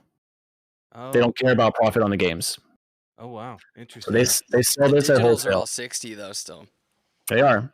Mhm. So that's why I do physical for most of my, especially like the ones that are like only Nintendo. I like to have them myself personally, but I understand if you want to do digital. There's a huge sale going on right now for Black Friday. This is for everybody in the chat too. Right now, excuse me, not right now, but on Wednesday, starting Wednesday, you're going to be able to get a Nintendo Switch, and it's the version 2, the one I mentioned earlier. It'll be this guy. It won't be the Animal Crossing one. It'll have red and blue Joy-Cons. It's the version 2, the better battery life. I can't say that version of the console. It'll come with Mario Kart 8, $300. You get Mario Kart 8 for free. See, and like this is the thing. I am a fan of Mario. I am a fan of the Zelda games. You know, I do like, you know, the Luigi stuff. This is my thing with Nintendo. They have such a strong fan base that They're gearing up right now in the chat. I can feel them. yeah, I know, exactly. They have such a strong fan base, and the group of people that follow them and all that stuff. They could come out with a Mario haircut simulator, and people would buy it. Oh yeah. Probably. You know, and this is the thing. I know that the Nintendo Switch, you know, with the Link game and the Mario game, even that game that has the 3 different Mario games, the Mario 64. The All-Stars? Yeah. Mhm. I know, you know, I know that there's literally like a list of games that you can get. The only thing that kind of um maybe upsets me or makes me a little standoffish with buying a Nintendo Switch is I feel like with Nintendo it's like joining a cult because you know like yeah, exactly you get the Nintendo Switch and it's like Mario, you know, and then I'm not after seeing the that problem here. Yeah, right. yeah, exactly. exactly. So what are you talking about, man? What are you talking about? Yeah, exactly. Your Mario looks like he's banging Yoshi right there. Probably. But you know, the thing is like I th- I do enjoy that. Like I do enjoy those games, but it's like one of those things where it's like the fan base is just nutty. It's insane. It's crazy. You Yeah. know, Well, and I think it's too there's they're too Nintendo loyal that you kind of be like, oh, okay, yeah, you're a Nintendo head. You know, I gotta yeah, check it out for myself. And then are exactly. you really gonna, you know? And there's nothing wrong with that, but it's like Mhm. it's one of those things where if I get a Nintendo Switch, I saw this happen when I was working when I was working back at the pools. You know, there were literally like 5 people that had a Nintendo Switch, and they would show up an hour before their shift, and they would all just go into the staff room, and they would all have their Nintendo Switches out, like circle jerking each other.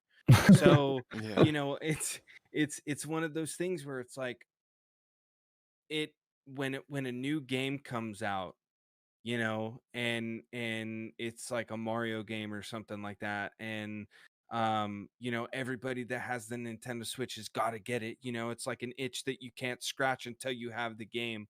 And you know, I do think that there are people like that in the gaming world in general. You know, like you have your Call of Duty addicts, Yeah. your Halo addicts, and You got stuff them like that. everywhere. Yeah. Yeah, yeah. But the thing is like Nintendo was a whole different ball game. Well, yeah, So, it's a smaller box, kind of. Well, it's like, you know, that's the Nintendo thing. I feel like Nintendo's got to have a lure. I mean, if you're gonna Switch, it's got to have a lure. For me, it was like, oh shit, Animal Crossing, yo, and then it was like, I don't want a lot of the people. Switch.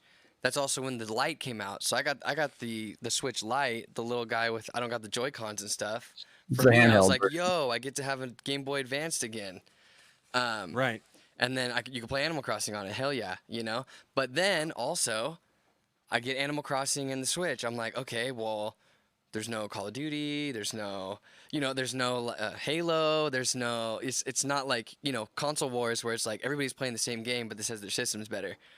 You Right. know, Yeah. but in And Nintendo, on it's Nintendo stuff. You got to find right. a Luigi thing you like, or a Zelda thing you like, or a Mario thing you like. You know, because you're in that Right. box. And it's one of and that's fine, you know, that's cool. I mean, everybody has their own, you know, games that they enjoy, but the thing is like for me, you know, when I game, right, I can sit in front of my desk. I've got my 2 monitors. I can play video games on one monitor.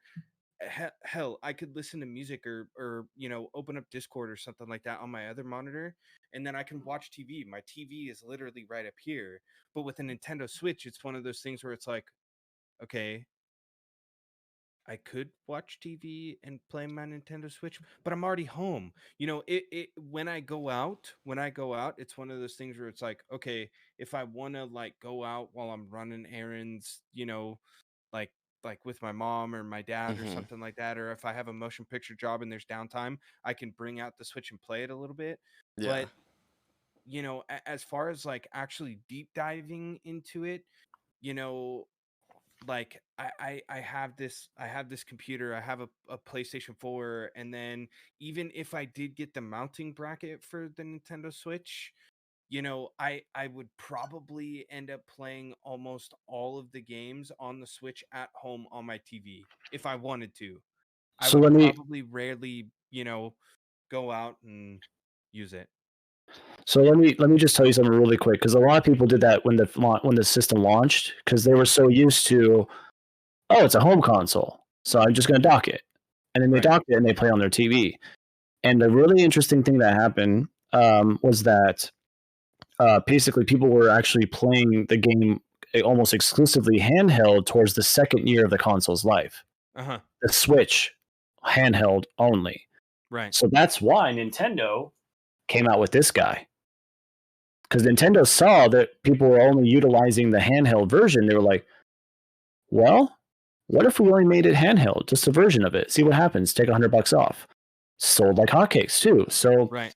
Nintendo is listening and they're watching, and they're kind of all like paying attention to the fact that like these games, the system is so versatile. And the thing is, I almost rarely play this thing like let's say I'm like out and about doing things. I'm like, oh, I'm gonna whip out my Switch. I hardly do that. You know how I play handheld these days? In my bed, in my home, on the couch. We're just Yeah, talking. but see, I do two things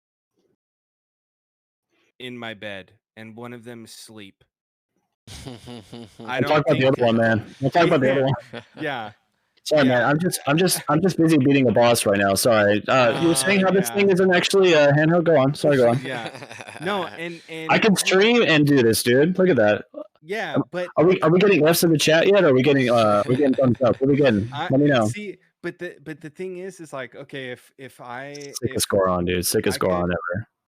So I just moved my my Discord chat over. Mm-hmm. Let's he's gonna boot up Steam now on his PC. There you go. Let's run some Destiny first. Yeah, let's pop out some Destiny right now, boys. Here we go. We're gonna do raid.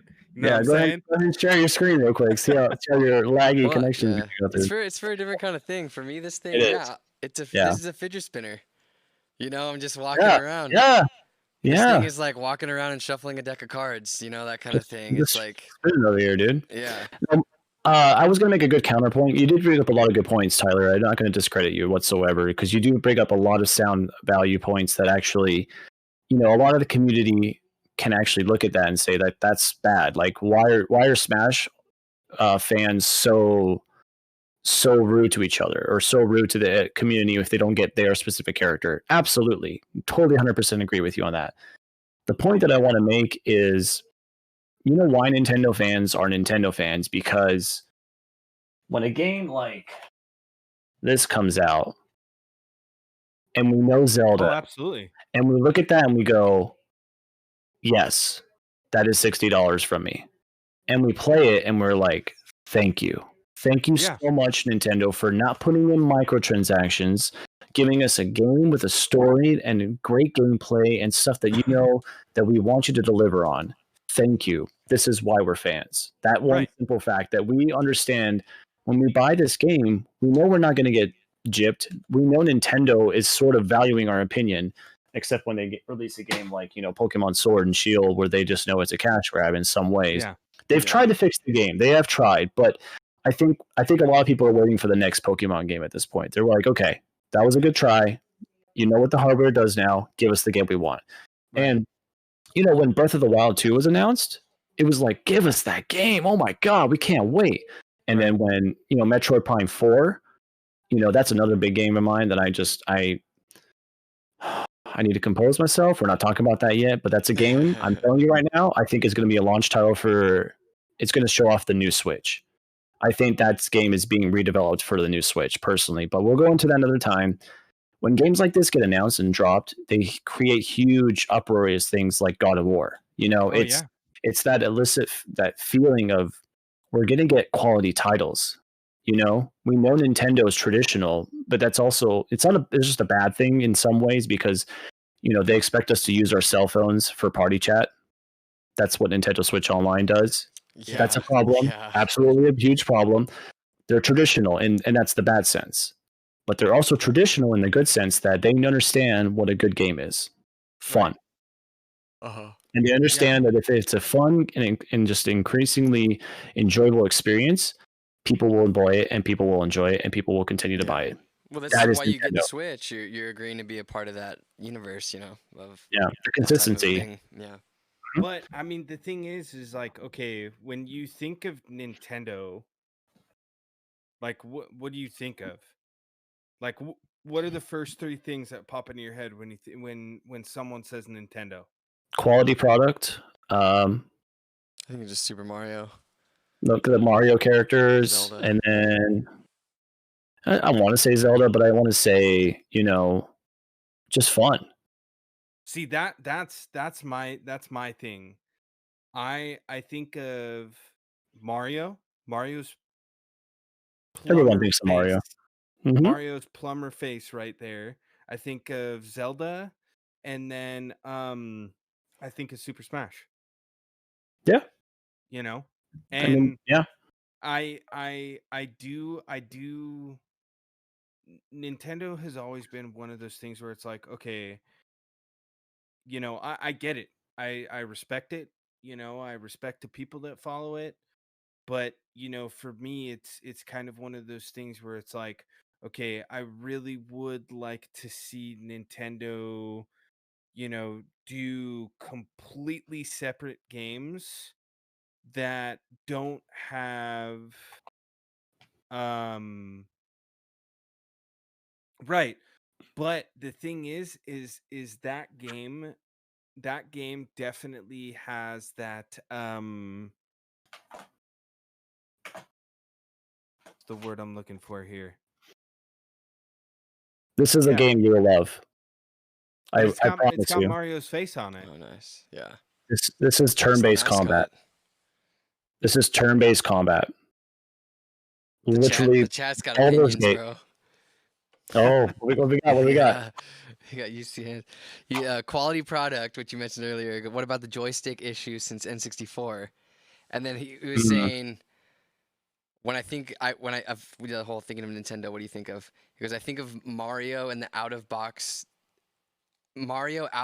box thinking, and a lack of listening to the fans. I think the Nintendo approach is kind of like the mom that's like, you're like, Mom, I want to get this toy. Come on. And then the mom's like, if you keep asking me, I'm not going to give it to you. And you're like, come on. If you keep asking me, I'm not, then you're not going to get it. So then you stop asking, and then they just don't give it to you anyways. Yeah. Because just shut up. That goes back to the traditional sense, like that traditional value of like, if you ask, you won't get it. But if you behave and you just buy our stuff in this case. And then they're like, they'll forget about it. Just shut them up. Yeah. Yeah. And, it's interesting that someone in chat says like, they don't listen to the fans. If that were the case, then we wouldn't get Breath of the Wild 2. If that were the case, we wouldn't be getting, the Super Mario 3D All-Stars. But it isn't the case in sense of like, Paper Mario. That new game came out and everybody was expecting, oh my God, it's a return to form. We're getting Thousand Year Door. Oh my God, it's coming back. And we did get that. In my opinion, I think we got closer to that than we did with like a game like Color Splash or Sticker Star. If you guys know those games, I think those games further deviated from the formula, but I think this game kind of came back. Yeah, we don't have an experience point system necessarily like we did in Thousand Year Door. However, we kind of got closer to that gameplay format that it was in that original game. Do we have companions fighting with us? Not necessarily, no. But I think we're getting there. I think we can come back to that. But we just have to do one thing as fans. We have to keep being vocal. If we don't like it, we have to say something.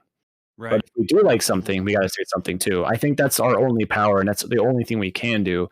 And to talk about the joystick issue, I am assuming they're talking about the Joy-Con drift. I kind of mentioned that earlier in the chat or in the podcast. I personally, it wasn't a big deal for me. I've had to replace one of my Joy-Cons. Or the joystick. I bought them off Amazon, the replacement sticks. I took apart the Joy-Con. It's not too hard to do.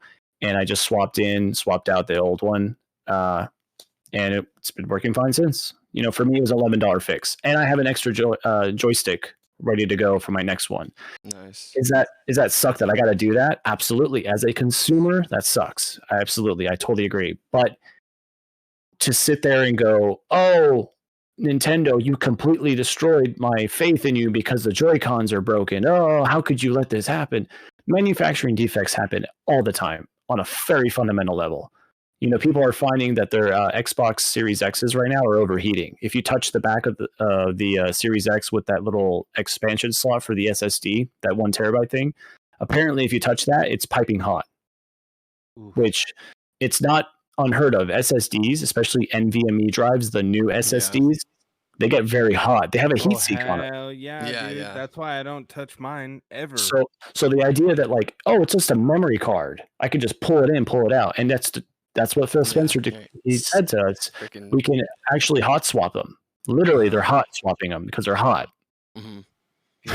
But, the fact that it's hot. Oh, my God, Series X is doomed. Oh, my God.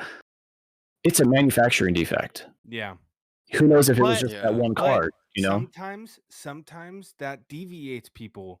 That's exactly what happened absolutely. to me. That's exactly what happened to me Absolutely. when I bought my Xbox One.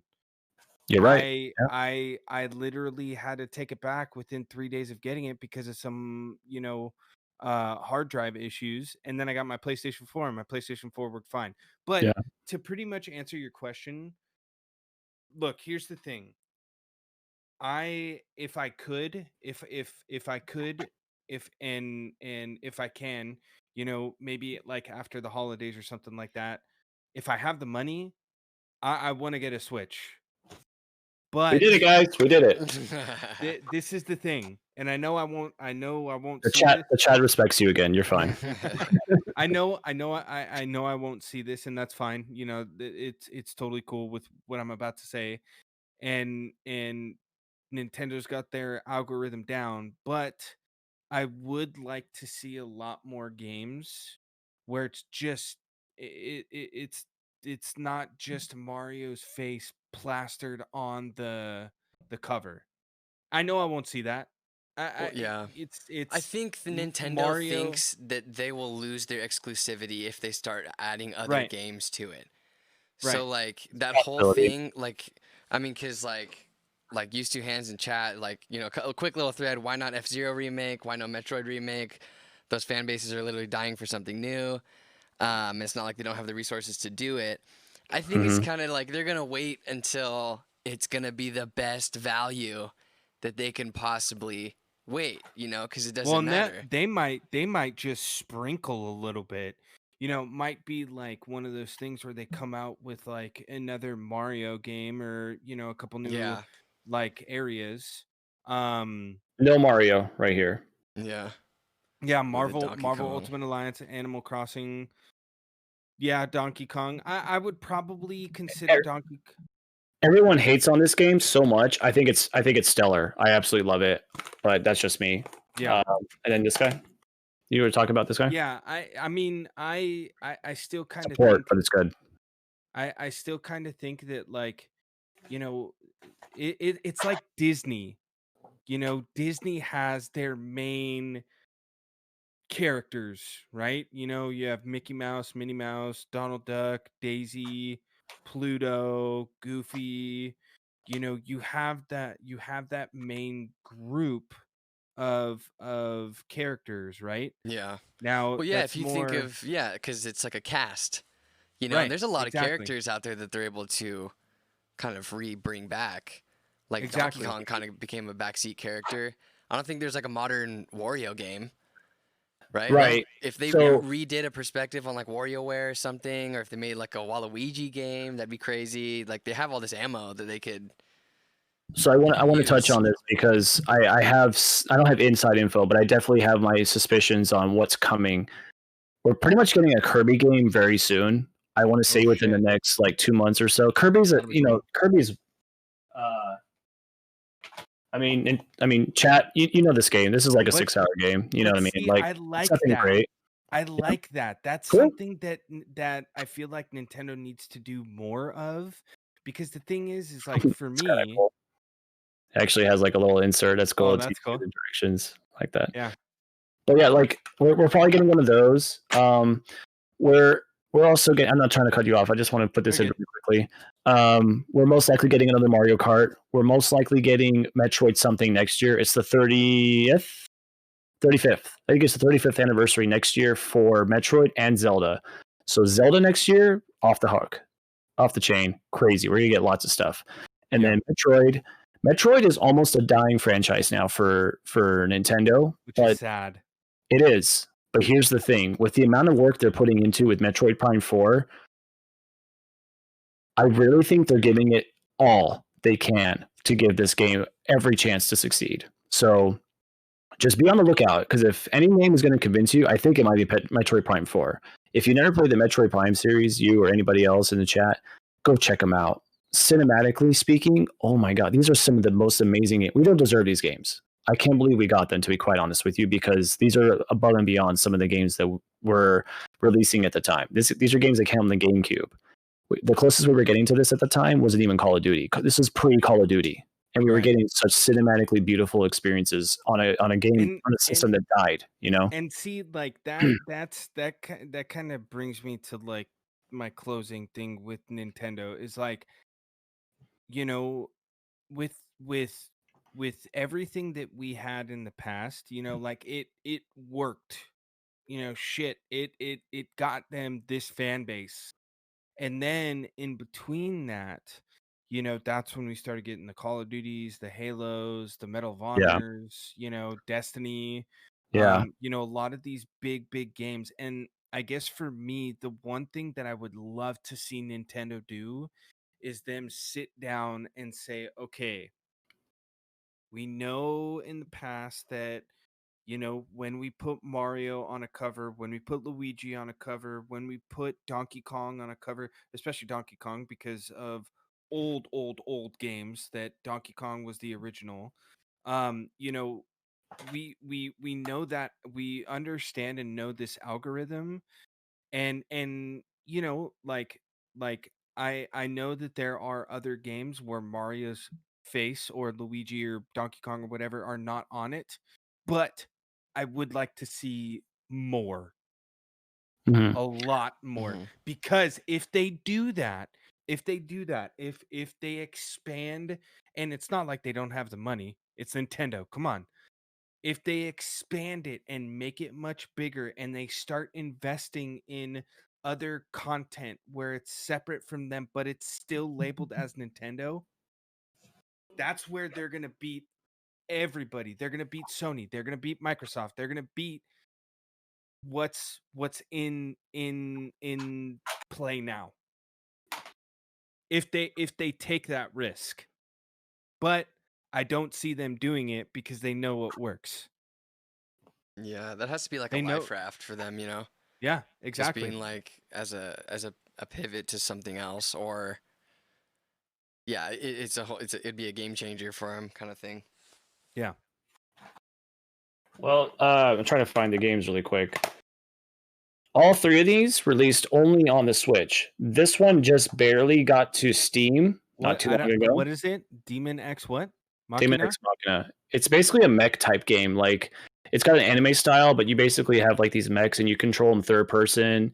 The game was super hyped, but it never really like delivered, unfortunately. But it was definitely cool. Like the experience. They actually redid this game at like super late into like development to make sure that the game was up to standard. They actually released a trailer saying, "Here's what we fixed. Here's all the different things we've added. We sped up the gameplay." They actually listened to the feedback of fans that played the demo and stuff, and they were like, "No, we got to remake this." So super kudos to that. Unfortunately, didn't sell as well as it should have, but you know, new title, new IP. This guy was actually exclusive to Nintendo. It's on Steam now, I believe. This is as if they were to remake old school Final Fantasy, like for the Super Nintendo and stuff, today. It seems like Fantastic game. a lot of the Also new. it seems like all of the games that they've come out with, other than Mario games, are very Japanese, um like uh like Japanese anime-esque type games. Well, they're an Eastern developer. I mean, they have like obviously Nintendo of America here, but it's their Western like audience, or their not the audience, excuse me, their Western side of development. It hasn't really, you know, taken hold. They haven't really had time to really go, here's an idea for a game, and maybe that's what you're kind of talking about. Exactly. Is that. Could you imagine how, and I mean, granted, there are probably a lot of people in the United States that have a Nintendo Switch, but could you imagine if they decided that in their Western region they started making games that were not really like that anime Japanese style games? Could you imagine Oh yeah. what it would look like in the United States? You'd be walking around and you'd see people with Nintendo Switches. You know, I We already mean, do. like, That's the yeah, thing is, like, you know, they've sold so many systems already just from like what they've already had. Do they need to? You know what I mean? Like, once you've already got so much of the you know, that's the thing is, like, these two consoles just came out. Nintendo's going over here going, cool. I'll probably pick one up. I want to play one. Mr. Furukawa, who's the Japanese president, he's probably like, yeah, I think I'll buy a PS5. That looks cool. Yeah. Oh, what, us? Oh no, we're fine. We got a bundle. We got a bundle for Black Friday if you want to buy that. Yeah. Okay, that sounds good. And people will probably buy that way over the other consoles because it's more available. Yeah, but that's how they do things. That's their business. The thing is like, on the eastern side, that is to them what the Indestructibles is to us, right? Is that what that? No, the Expendables. Oh yeah, that movie. Yeah. I mean, like, dude, that movie's got like freaking John Cena in it and Jason Stamos and The Rock and all that stuff. That movie did insane in the box office in the United States. It completely shat everywhere else. You know what I mean? So the thing is like, trust me, I don't. This is not a rant on the Switch like it was with I like Star this. Wars, I like this a lot. I like this. I like this. Like, you're giving like a real opinion on like why you do and don't want to Switch. Like, I love it. I absolutely love it. Yeah. And trust me, like, if I do have the money after the holidays, I do want to get one. You should get it before you get basically Mario Kart for free. Yeah.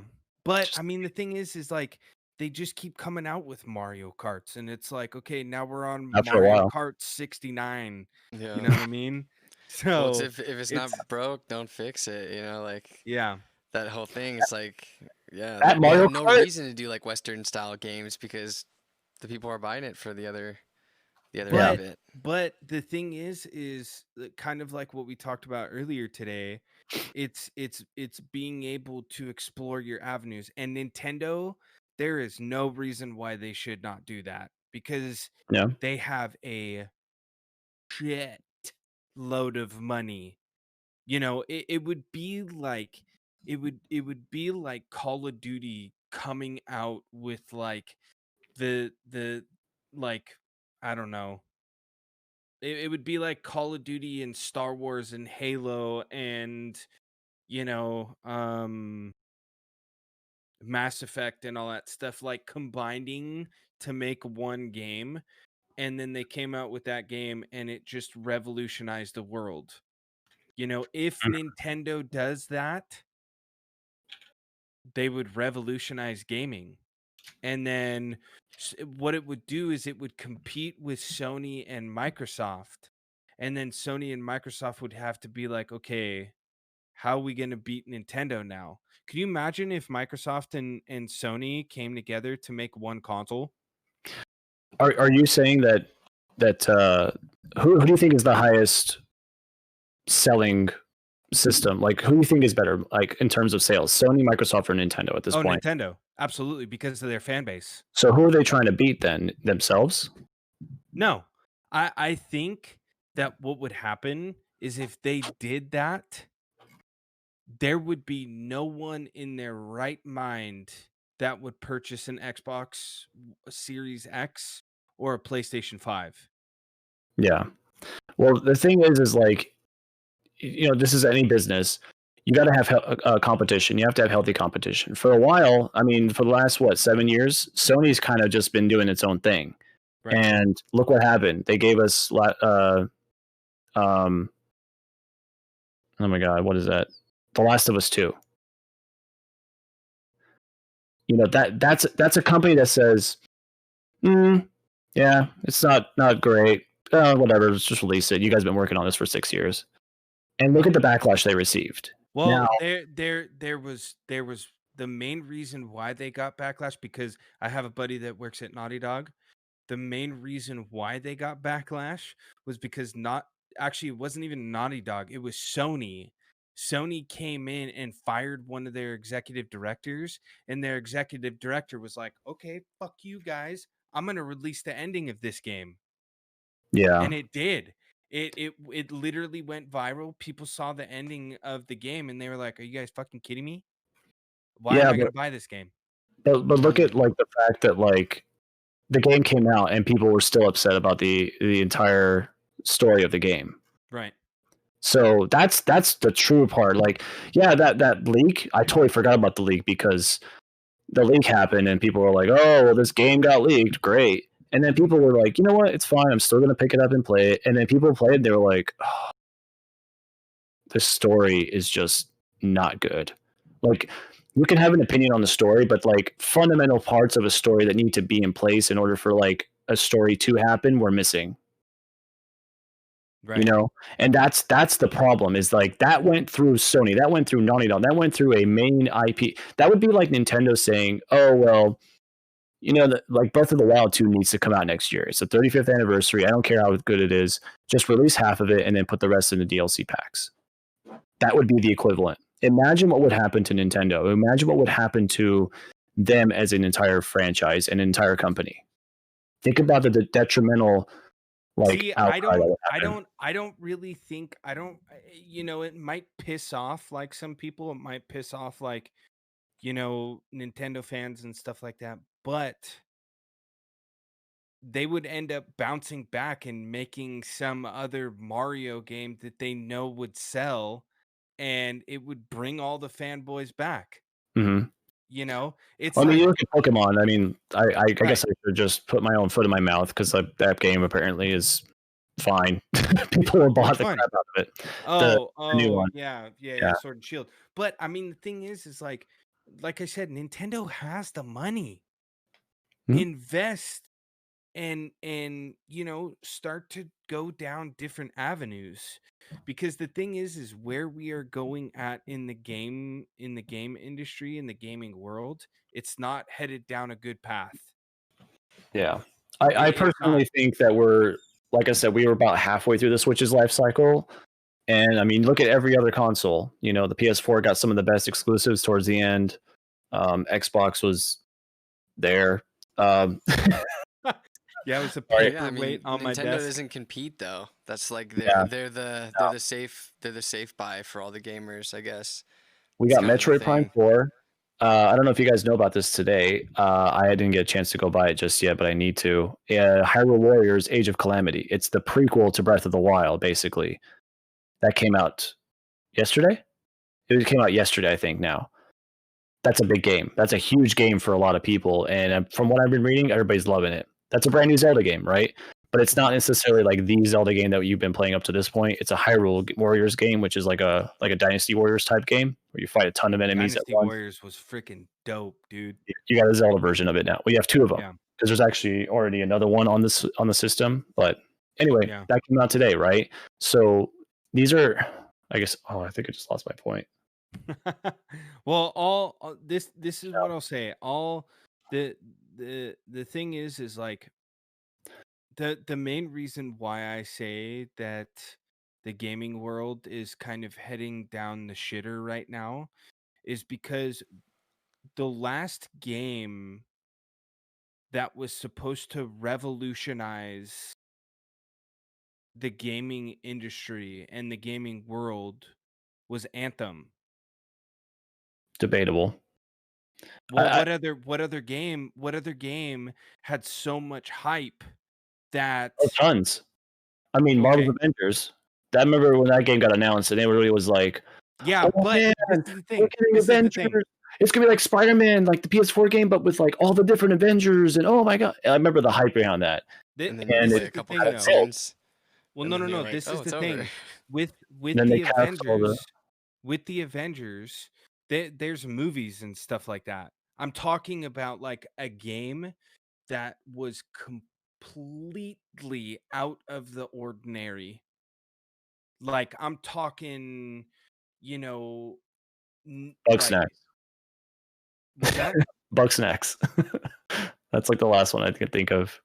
You ever see the trailers for it? Oh, anyway, go on. No, sorry. Go on. No. But I mean, the thing is like, okay, I guess what I'm trying to compare it to is like, okay, with Anthem, you know, being able to go around in like mech suits and all that stuff, and fly around and go through dungeons and all that stuff and go through raids. But the game in itself, in its entirety, was a whole different atmosphere. Yeah. You know, there was lore that was lackluster, but they had sunk their teeth into, to give it a background, to give it a somewhat of a, big fan base to where people that were interested in the lore, they could go check it out. People that were interested in just going around and killing shit, they could do that. The thing is like what I want to see from Microsoft and Sony and Nintendo and all these big companies, all these big game companies. I want something new that I've never seen before. Okay, so Destiny 3 is announced 2 months from now. Think people are going to care? It's coming on the Switch. You buying a Switch? Switch only. I think people would care. See, the thing No? is, like, hang on. Oh, wait a minute. I gotta hear this. Hold on. It's so you're buying a Switch. If it's Destiny 3 and it's only on the Switch, you're buying a Switch, dude. Don't even joke. You know it. Okay, so here's the thing. I already told you that I would get a Switch. Yeah, but I'm saying like heartbeat, like, oh yeah, it's a no-brainer. I buy that like right now. No. What would be your lore? Your hypothetical lore for a Switch? If there was something, so you're saying, well, it seems like if you're getting that's what it was for me. There was a nostalgia lore for me because I had a GameCube as a kid. That I was so like, what yeah, would be the Animal thing? Crossing came out, and I was like, cool, I'm getting a Switch. Switch Lite's like $200. Fuck it, let's do it. Yeah. Right. What I would want is I would want Nintendo to come out with a game that I have absolutely never seen before. It revolutionizes the gaming world and the hype is real. I got it. It's already out. Are you ready? Oh God. Here we go. Monopoly. Yeah, right. I think it's got 4 players. Oh, 6 players. You can play 6 players. I don't know how, but you can. That's so funny, dude. That was honestly the game out of the box for Nintendo is like you got to be so invested. Like, oh cool, we made it so you can play Mario Kart in your living room. You just got to buy all these race cars. Yeah. You're like, okay. Yeah. Oh yeah. Like the Mario Kart here's a bunch of home circuit or whatever. Garbage you can put together and get interested with that for 3 seconds. Yeah. Honestly, this is probably the one I think you're thinking of. Like the idea that this is actually exercise. It fits in the parameters, but it's too specific. It's like, Yeah. But I mean, that's like, cool. If I were thinking do that. Something that was sort of like revolutionary in terms of like getting get in shape for a game to beat it, I think that is pretty revolutionary in my opinion. But I see what you're saying, Tyler. You're looking for that game that's like the killer app. Like, what is the thing that's going to get me to only play on a Switch? That's what you're looking for, dude. Got it. Yeah, but the thing is all the past games that Nintendo has come out with and all that stuff, they're good. Like the Mario stuff is legendary. Everybody knows that and all that stuff. But the thing is it's kind of one of those things where like I feel like I've already seen it. You know what they would? You know what they should make? What Nintendo should make? A drinking game for the Switch. I would buy that in a heartbeat. That'd be sick. Well, okay. You know what? Super Mario Party. Because you know why? These little Joy-Cons, they have gyro controls in them. So they actually detect when they're on their side and when they're flipping in certain ways. So you can actually do this. You could actually do that. There's a game called 1-2 Switch, but we don't talk about that game because it's really bad and it should have been a pack-in. But it's essentially a demo for these guys for how these things actually work in terms of like motion and how accurate they are. Yeah, it's but it's pretty. I think I see what you're saying. Yeah, and I mean, like I said, I've wanted to Switch like for the last year, and with the games that are out, it's cool. Like I might get like a new game once a month and a half. But it is one of those things where that, like I said, in the gaming world, they really need to change the road that they're going down, because with everything that's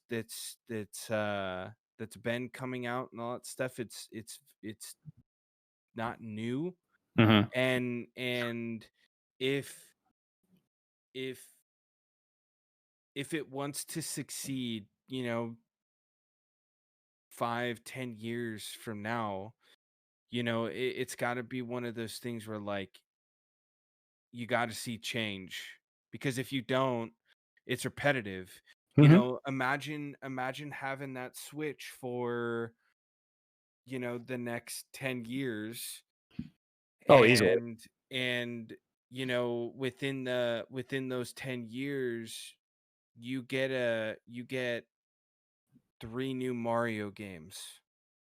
Oh no, it'll be just from what they've released so far. Like we're getting, watch next year. I'm just telling you right now. Even with COVID, we're gonna get some really bangers. But I know you got to go. I don't want to hold you up any longer, and I know we've been going on for a while.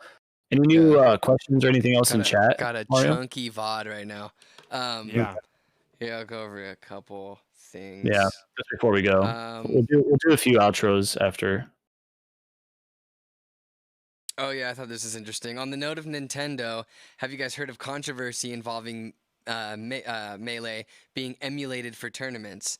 I'm not too familiar on this, but I'm imagining they were trying to emulate it to get PC performance so that they can play Super Smash. Ooh, I'm assuming, wow. like competitively, and I could totally agree with Nintendo being like, nope. Yeah. Well, Nintendo shut down a major online tournament with no solid explanation. Yeah, they probably. Yeah. They recently did. I did hear about this. I didn't get the full story, but from what I read, it actually upset the community quite a bit. And this is kind of good too. Well, no. Hold on. This is kind of to your point, Tyler. To the point of like, they need to change. This is Nintendo needing to change. They're super neutral. They stay out of it. They're like, people are taking games super seriously, and it's all like esports, and there's like a whole different like the spectrum of where you can take gaming, and Nintendo just doesn't participate. If they were neutral, that would have been fine. The problem is they made a choice here. That was the problem. They actually decided to say, nope, Melee will not be here for this reason, this reason, this reason. They actually decided to choose a side and go, Melee will not be at this tournament. Thank you very much. Goodbye. Like, that was it. It was like, wait, why? Like, what's going on? And, a lot of so Melee had this fan base that is very, like, hear me out on this. Competitive. They're extremely competitive because that game was one of the first to really be like 60 FPS, and it was super crispy, and like everything about that game was just smooth and nice. It was like one of the first traditional, like, okay, it's not like the lagginess of the N64 version. It's not got that stupid slipping mechanic that was in Brawl, and you didn't have to have a tablet to play it on, your console, and you didn't have to play it on a handheld. This was like traditional home console with one of the best controllers ever made. This was that game. So for a lot of people, Melee is like God. So if you mess with God, you see what happens. And unfortunately, I hope that Nintendo kind of peels back on this and goes, okay, we messed up. This is bad. Here's the thing. A lot of people still think to this day the only way to play Melee is with the controller, the proper controller, which is now called the Melee controller, not the GameCube controller, the Melee controller, and to play it on a CRT television, like one of those old tube, because there's no lag. Wow. That is the correct way to play that game, which is what it was initially designed on. Yeah. So there's that community. And this is kind of what talking about your point earlier, Tyler. And, that's a bit of a like, if that's the only way to play, that's kind of a huge statement that's a can be a little punch in the sketchy. dick. But what is that? What is that? Is that an artistic angle? Like it's the preservation. That's MLG. That's MLG. That's how you play the game. That's MLG. You play the game anyway else. You're stuck. You're a scrub. Nintendo clearance. Well, because from what they were trying to run an emulator, right? Right. So that's another case in point. Like, no.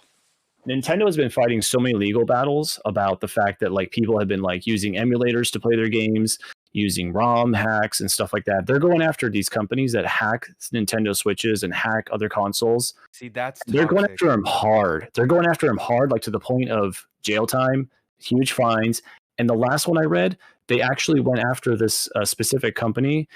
I think they're like Exterminator or something. There's a specific name for this hack group. They had officials from Nintendo go there and watch as they made sure they destroyed their product and their equipment used to hack the stuff. So what do we learn from this? Nintendo is very protective of their IPs. That's good, though. Absolutely. That's good. That's Absolutely. good because the moment that you start allowing hackers into your game, the perfect example is Call of Duty. They have a group of 5 people to watch their entire multiplayer Warzone matches. They just don't care. That's what that means. They don't care. That's what that means. No, that's wrong. That is 100% wrong. So I do give Nintendo props on that. No, absolutely. And they've been doing that. And they've been going after these huge legal fights and everything. The other camp will say this. Well, then release your games, release your back catalog on Switch. Give us Nintendo 64 games on the Switch. Give us GameCube games on the Switch, and we'll stop hacking it. We'll stop using ROMs. That's the other band. Yeah, that doesn't justify it. No, absolutely. I don't think so. Absolutely, and that's what they're saying. So going into this now, like that's why Nintendo, anytime they hear the word emulation and ROM, it's like they got like a search thing, like a CIA search thing. That's like, we got to hit on emulation in North Korea. We got to go after them right there. Like they will go after them immediately to be like, no emulation of this game will happen, and anyone who's caught doing it will seek legal actions. And this is Nintendo. They are this way. They're very traditional. They believe in not stealing from others, and especially not from someone stealing from them, and they will fight it. They will fight it to the bone. Whether you agree with that or not, that's just the state of the things. Unfortunately, I think they could have handled it better. I think if they were like, listen, just so you guys know, if you emulate the game, it is a breach of our conduct, and it's in our terms of service, dating all the way back to the GameCube. This is our terms, just in case you didn't remember. Use it at your own risk. They could definitely do that, and they could definitely make it so it's like, okay, you warned us. Fair enough. Got it. Rather than just flat out, nope, not happening. Done. So goodbye. Have a good night. Still buy your games. It's kind of rude to the fan base, but it's a sticky situation. Interesting perspective in chat. It's like real quick. Why would they shut that down if it opens up newer generation to old games / exposes them to newer stuff to buy? Like kids seeing Melee and they want to buy Ultimate. Mm-hmm. And then Search and Destroy, people playing old games that aren't even sold anymore. Yeah, which is like, it's weird. I mean, this goes back to Counter-Strike. Counter-Strike, you can play the old school Counter-Strike, like not the CSGO, but we're talking like old school, like with the blocky, you need like a Pentium 2 to run it. You could play that on Steam. The servers are still live. They'll let you do it. That's a choice. That's a choice based off Valve. They have that decision to go, I want to put money into these servers. Nintendo doesn't even understand what a good online infrastructure requires. We are just barely getting decent enough servers to run Smash Ultimate. Mm-hmm. Barely. They don't understand that people want to have party systems. They don't understand that we want to have built-in native voice chat in our tablets. Our Switch. They're not understanding these things yet, but I think they're getting there. I think they're understanding Bluetooth. The Switch does not have Bluetooth in it. Yeah. Just weird stuff where it's just like, what's behind the curtain? Like, why? So it's probably just safe. It's all marketing. It's all marketing. Mm-hmm. Nintendo knows, dude. Yeah. It's not like they're like, oh, what is Bluetooth? I think they know. They want to get to the point where the game is still simple. The system is still simple. You turn it on and it works. I think they still want to keep that fundamentally as intact as possible. And if they worry, maybe that if they I'm just putting words in people's mouths at this point. I'm just throwing out ideas. Maybe they worry that if they put Bluetooth in there, it confuses other programs. Maybe that's when we start having problems with our controllers not syncing properly, and now we have gameplay issues. Mm-hmm. Maybe now we have a parties chat system and people join our party randomly, and we got like people screaming from our tablet, and we're like, what's going on? What is this? Oh, I have a party on. How did I turn the party on? I think that's why they, I think that's why they try to keep it as simple as possible. But is that the answer, to just not do it at all? Right. So this leads to your point. There should be a setting within the game where you can turn on or turn it off Right. Yeah, it is. It's And I not think we'll that get hard. there. I think we'll get there. It's just going to take probably like it's the only system that doesn't have like a friends list that makes sense. Yeah. Like where you can actually invite someone to a game or whatever. But Friend it's codes? interesting because I remember looking it up when I first got my Switch. I remember being like, what the hell? Like, no, but I couldn't like say you're online. I couldn't invite you to my Animal Crossing game. Mm-hmm. It's a whole cumbersome experience. Like, absolutely. Whatever. So there's something about like they don't want people to meet each other in game or anything like that. Yeah. And I think which is super safe. But could you imagine a Pokemon game where you and like 3 other of your homies could go through and play the game? Temtem? It's so I think that's what Temtem is supposed to be. People in the chat, if you played it, you can tell me. You can chime in and say, because I haven't played that game, but from what I'm reading, it's basically what Pokemon should be. Yeah. I don't know. I think it's something that I remember being like when I first got my Switch, I was like, wait, how do I message my homie and how do I invite him to the game? And I remember looking it up, Googling and stuff, and then someone in a forum or something was like, oh, where's the messenger? Like, how do I invite someone to my game, like my Smash game or something? How do I party up? I want to send my my homie a message.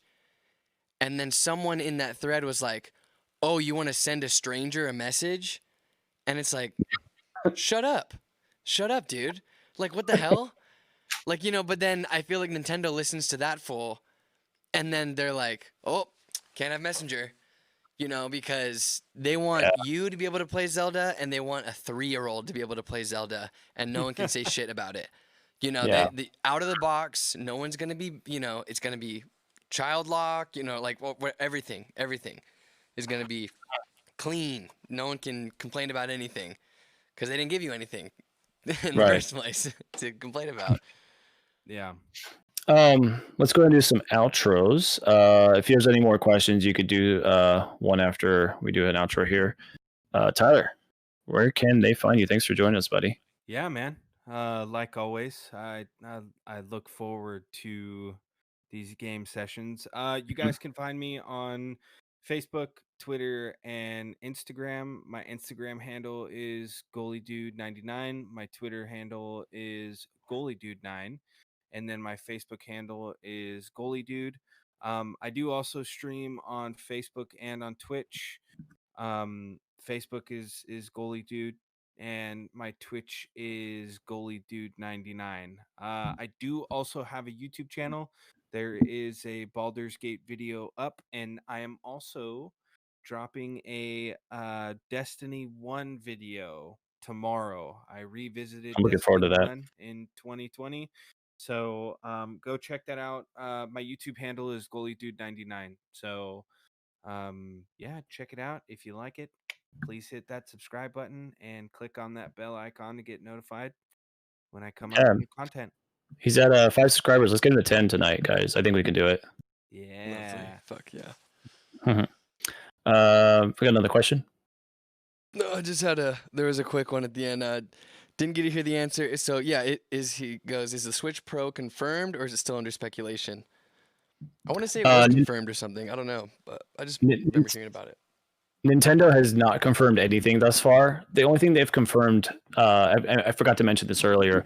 The only thing they've confirmed via like Japanese like publications is that the fact that they have something in the works in some sort of capacity for their next console. So whatever their next Switch is, it's not Switch Pro, it's what's after that. That's already being worked on. Well, I think people are calling it Switch Pro because that's probably what it's going to be. The Switch Pro is also in the works. Oh yeah, but like Switch Pro, like the actual Switch Pro is like confirmed? No. I mean, it's confirmed by other publications because they've seen things, they've heard things, they've found some things. I think the community is saying, "Oh, it's a Switch Pro. It's got it," because that makes sense. Well, like I said, we don't know too much. What we do know is that in terms of like a Switch Pro, all we know is speculation. We have an idea of what the thing could be. The most concrete thing I can tell you is that if you know anything about specific architecture in terms of NVIDIA and like how they do like their Tegra chips, which is what powers the Nintendo Switch, it goes in a lot of their tablets, which is also what the Switch is, a tablet. They're doing a revision to it soon. Not necessarily the Switch, but they're doing a revision to the Tegra tablet, the NVIDIA Shield. And they're also working on they're working with DLSS, which is a very specific way to. I mean, a lot of programs use it nowadays. If you play Fortnite and you have DLSS turn on, it'll actually dynamically scale the resolution of your screen in order to keep a steady frame rate. So a lot of people think, oh, well, the Switch is going to be utilizing that. The next, like the Pro Switch, will be utilizing that in order to get 4K. So what this new chip is going to be able to do essentially is it'll run cheaper, it'll cost cheaper, it'll run a lot less hot, so therefore you can get more power out of it. And with this DLSS technology, it'll allow you to actually have a 4K sort of image. Yeah, a version of 4K. And it'll sort of fluctuate between that and like 1080p. It'll float between that to make sure that the frame rate stays stable. So if like a lot of explosions go off, 1080p. And once the explosions go down, back to 4K. That's essentially what people think the Pro is going to do. So, but we don't know anything concrete yet. We just know what NVIDIA is working on. And NVIDIA is the reason why it's out there. Yeah. Yeah. The new Tegra tablet, the new Shield, I believe is already being worked on. I don't think it's released yet, but it's being worked on. That we know so far, but all we know is that NVIDIA made that same thing in partnership with Nintendo to create the Switch. So the idea that they could do that with another Switch or Switch Pro, that's the closest concrete detail we have. But further upon that, Nintendo's already working on the next console. And most likely, they're going to stick with the hybrid format. So they're going to stick with, it'll do handheld, and it'll also do a docked form. Okay, so last question is there anything you would want Nintendo to do differently in the next year of marketing / development? I like the way Nintendo did Ultimate Marketing, but I do want more upgrades for the Switch. My only issue is that the collectible problem Nintendo usually does with mobile / all consoles. They do have a major problem with dropping things like a GBA Micro. The Game Boy Advance Micro. Yeah. The new game and watch handheld, and then they must be getting so much out of doing nostalgia blasts. Yeah, like it must be so profitable for them. Oh yeah, like where it's like they don't need to. So to answer this, I mean we're kind of already answering it in some way. COVID happened. Okay, that disrupted a lot of stuff. That disrupted a lot of businesses, including video game developers and companies. Big time. A lot of people don't know this, but Nintendo Japan, for a lot of the people that work there, when they go home, let's say they go into Japan, or they go into work at Nintendo, they work. And then when they leave from there and they go on their bus, their train, their car, whatever, back to their home. Their home is their home. They don't work. They sit there and they just relax and they spend time with family and they don't do work. That's the Japanese lifestyle, though. That is the Japanese lifestyle. That is how they live. That's how they work and live. So for us, we're scarfing down food. In the West here, we're scarfing down food in between our shifts. We're just trying to make things. We're just like go, go, go, go, go. But there, it's a very different lifestyle. So when they were told to go work from home, a lot of them were not ready for that. They don't have the infrastructure, whether it's like internet databases, be able to transfer huge files, the decryption needed, like the data decryption in order to keep like these files safe. Imagine if like they're just transferring Mario assets from one computer to the other, and this guy doesn't even have Norton antivirus. They'd have to set up like so many people. So a lot of this has stopped a lot of not stopped, but stalled a lot of production. So a lot of the big projects that were probably going to come out this year, I think the ones that were closest to being done, they just powered through and they made them work as best as they could. And I think those Pokemon expansions were some of them. I think the Hyrule Warriors game that we got like a couple days ago, that was probably the thing they were like, okay, if we get anything out, it's this. This is our focus. Everything else pushed to 2021 for now, you know? And we'll just rely on nostalgia. Well, everybody wants these old Mario games. Let's throw them out there. Yeah. So that's the whole thing about this year. The marketing aspect for that, it is what it is. It's Nintendo. They dropped the Switch logo and they throw a trailer. People are watching it. It's done. Yeah. Due to COVID, a lot has changed. I think going forward, if we get like a nice steady stream of more directs, we haven't had a solid direct in so long. You know, I personally live for a Nintendo Direct. I'm like, oh, it's tomorrow. I set my alarm. I'm ready to go. I'm watching this thing. I'm probably the next one that comes out, I'm probably going to live stream. I just feel like that's going to be a momentous occasion because we just haven't had one for so long. Nice. Those are what keep the Nintendo fan base and everybody it's all about Nintendo going. And not just Nintendo, because a lot of people from Sony and Microsoft people, they'll watch that too and go, oh man, that's a sick game. Good job, Nintendo. That's a good direct. Awesome. I can't wait to play some of these. You know, we need those again. And I know it's been really rough with like COVID, but hopefully next year we can get back on track in some way. And you know, even if they just drop some stuff on Twitter, even if they just drop some like YouTube trailers of some games, that would be probably good too. You know? Yeah. Alrighty. Cool. Mario, where can we find you, man? I'm usually on here a lot more than I used to be. And I'm always filming for my Instagram. I do that live. So hit me up on Instagram. That's where I put all my releases and shows and weird things I work on. Yeah, check out his latest one. It's so good. Was that this morning? Yeah, that was so fun, man. This morning? Yeah. I filmed 2 more episodes I'm editing right now. Nice. The machine is oiled and it's just like, it's so easy to put these things out, which is great. Yeah. So I'm excited for tomorrow. I was trying so hard to not upload again today. But it is what it is. Cool. But yeah, tomorrow, another video, so it's chill. Cool. Yeah, I'm all over YouTube. I'm generally a YouTube person. I have my links in the description, RetroRob64 for YouTube. All the rest of my stuff's down there.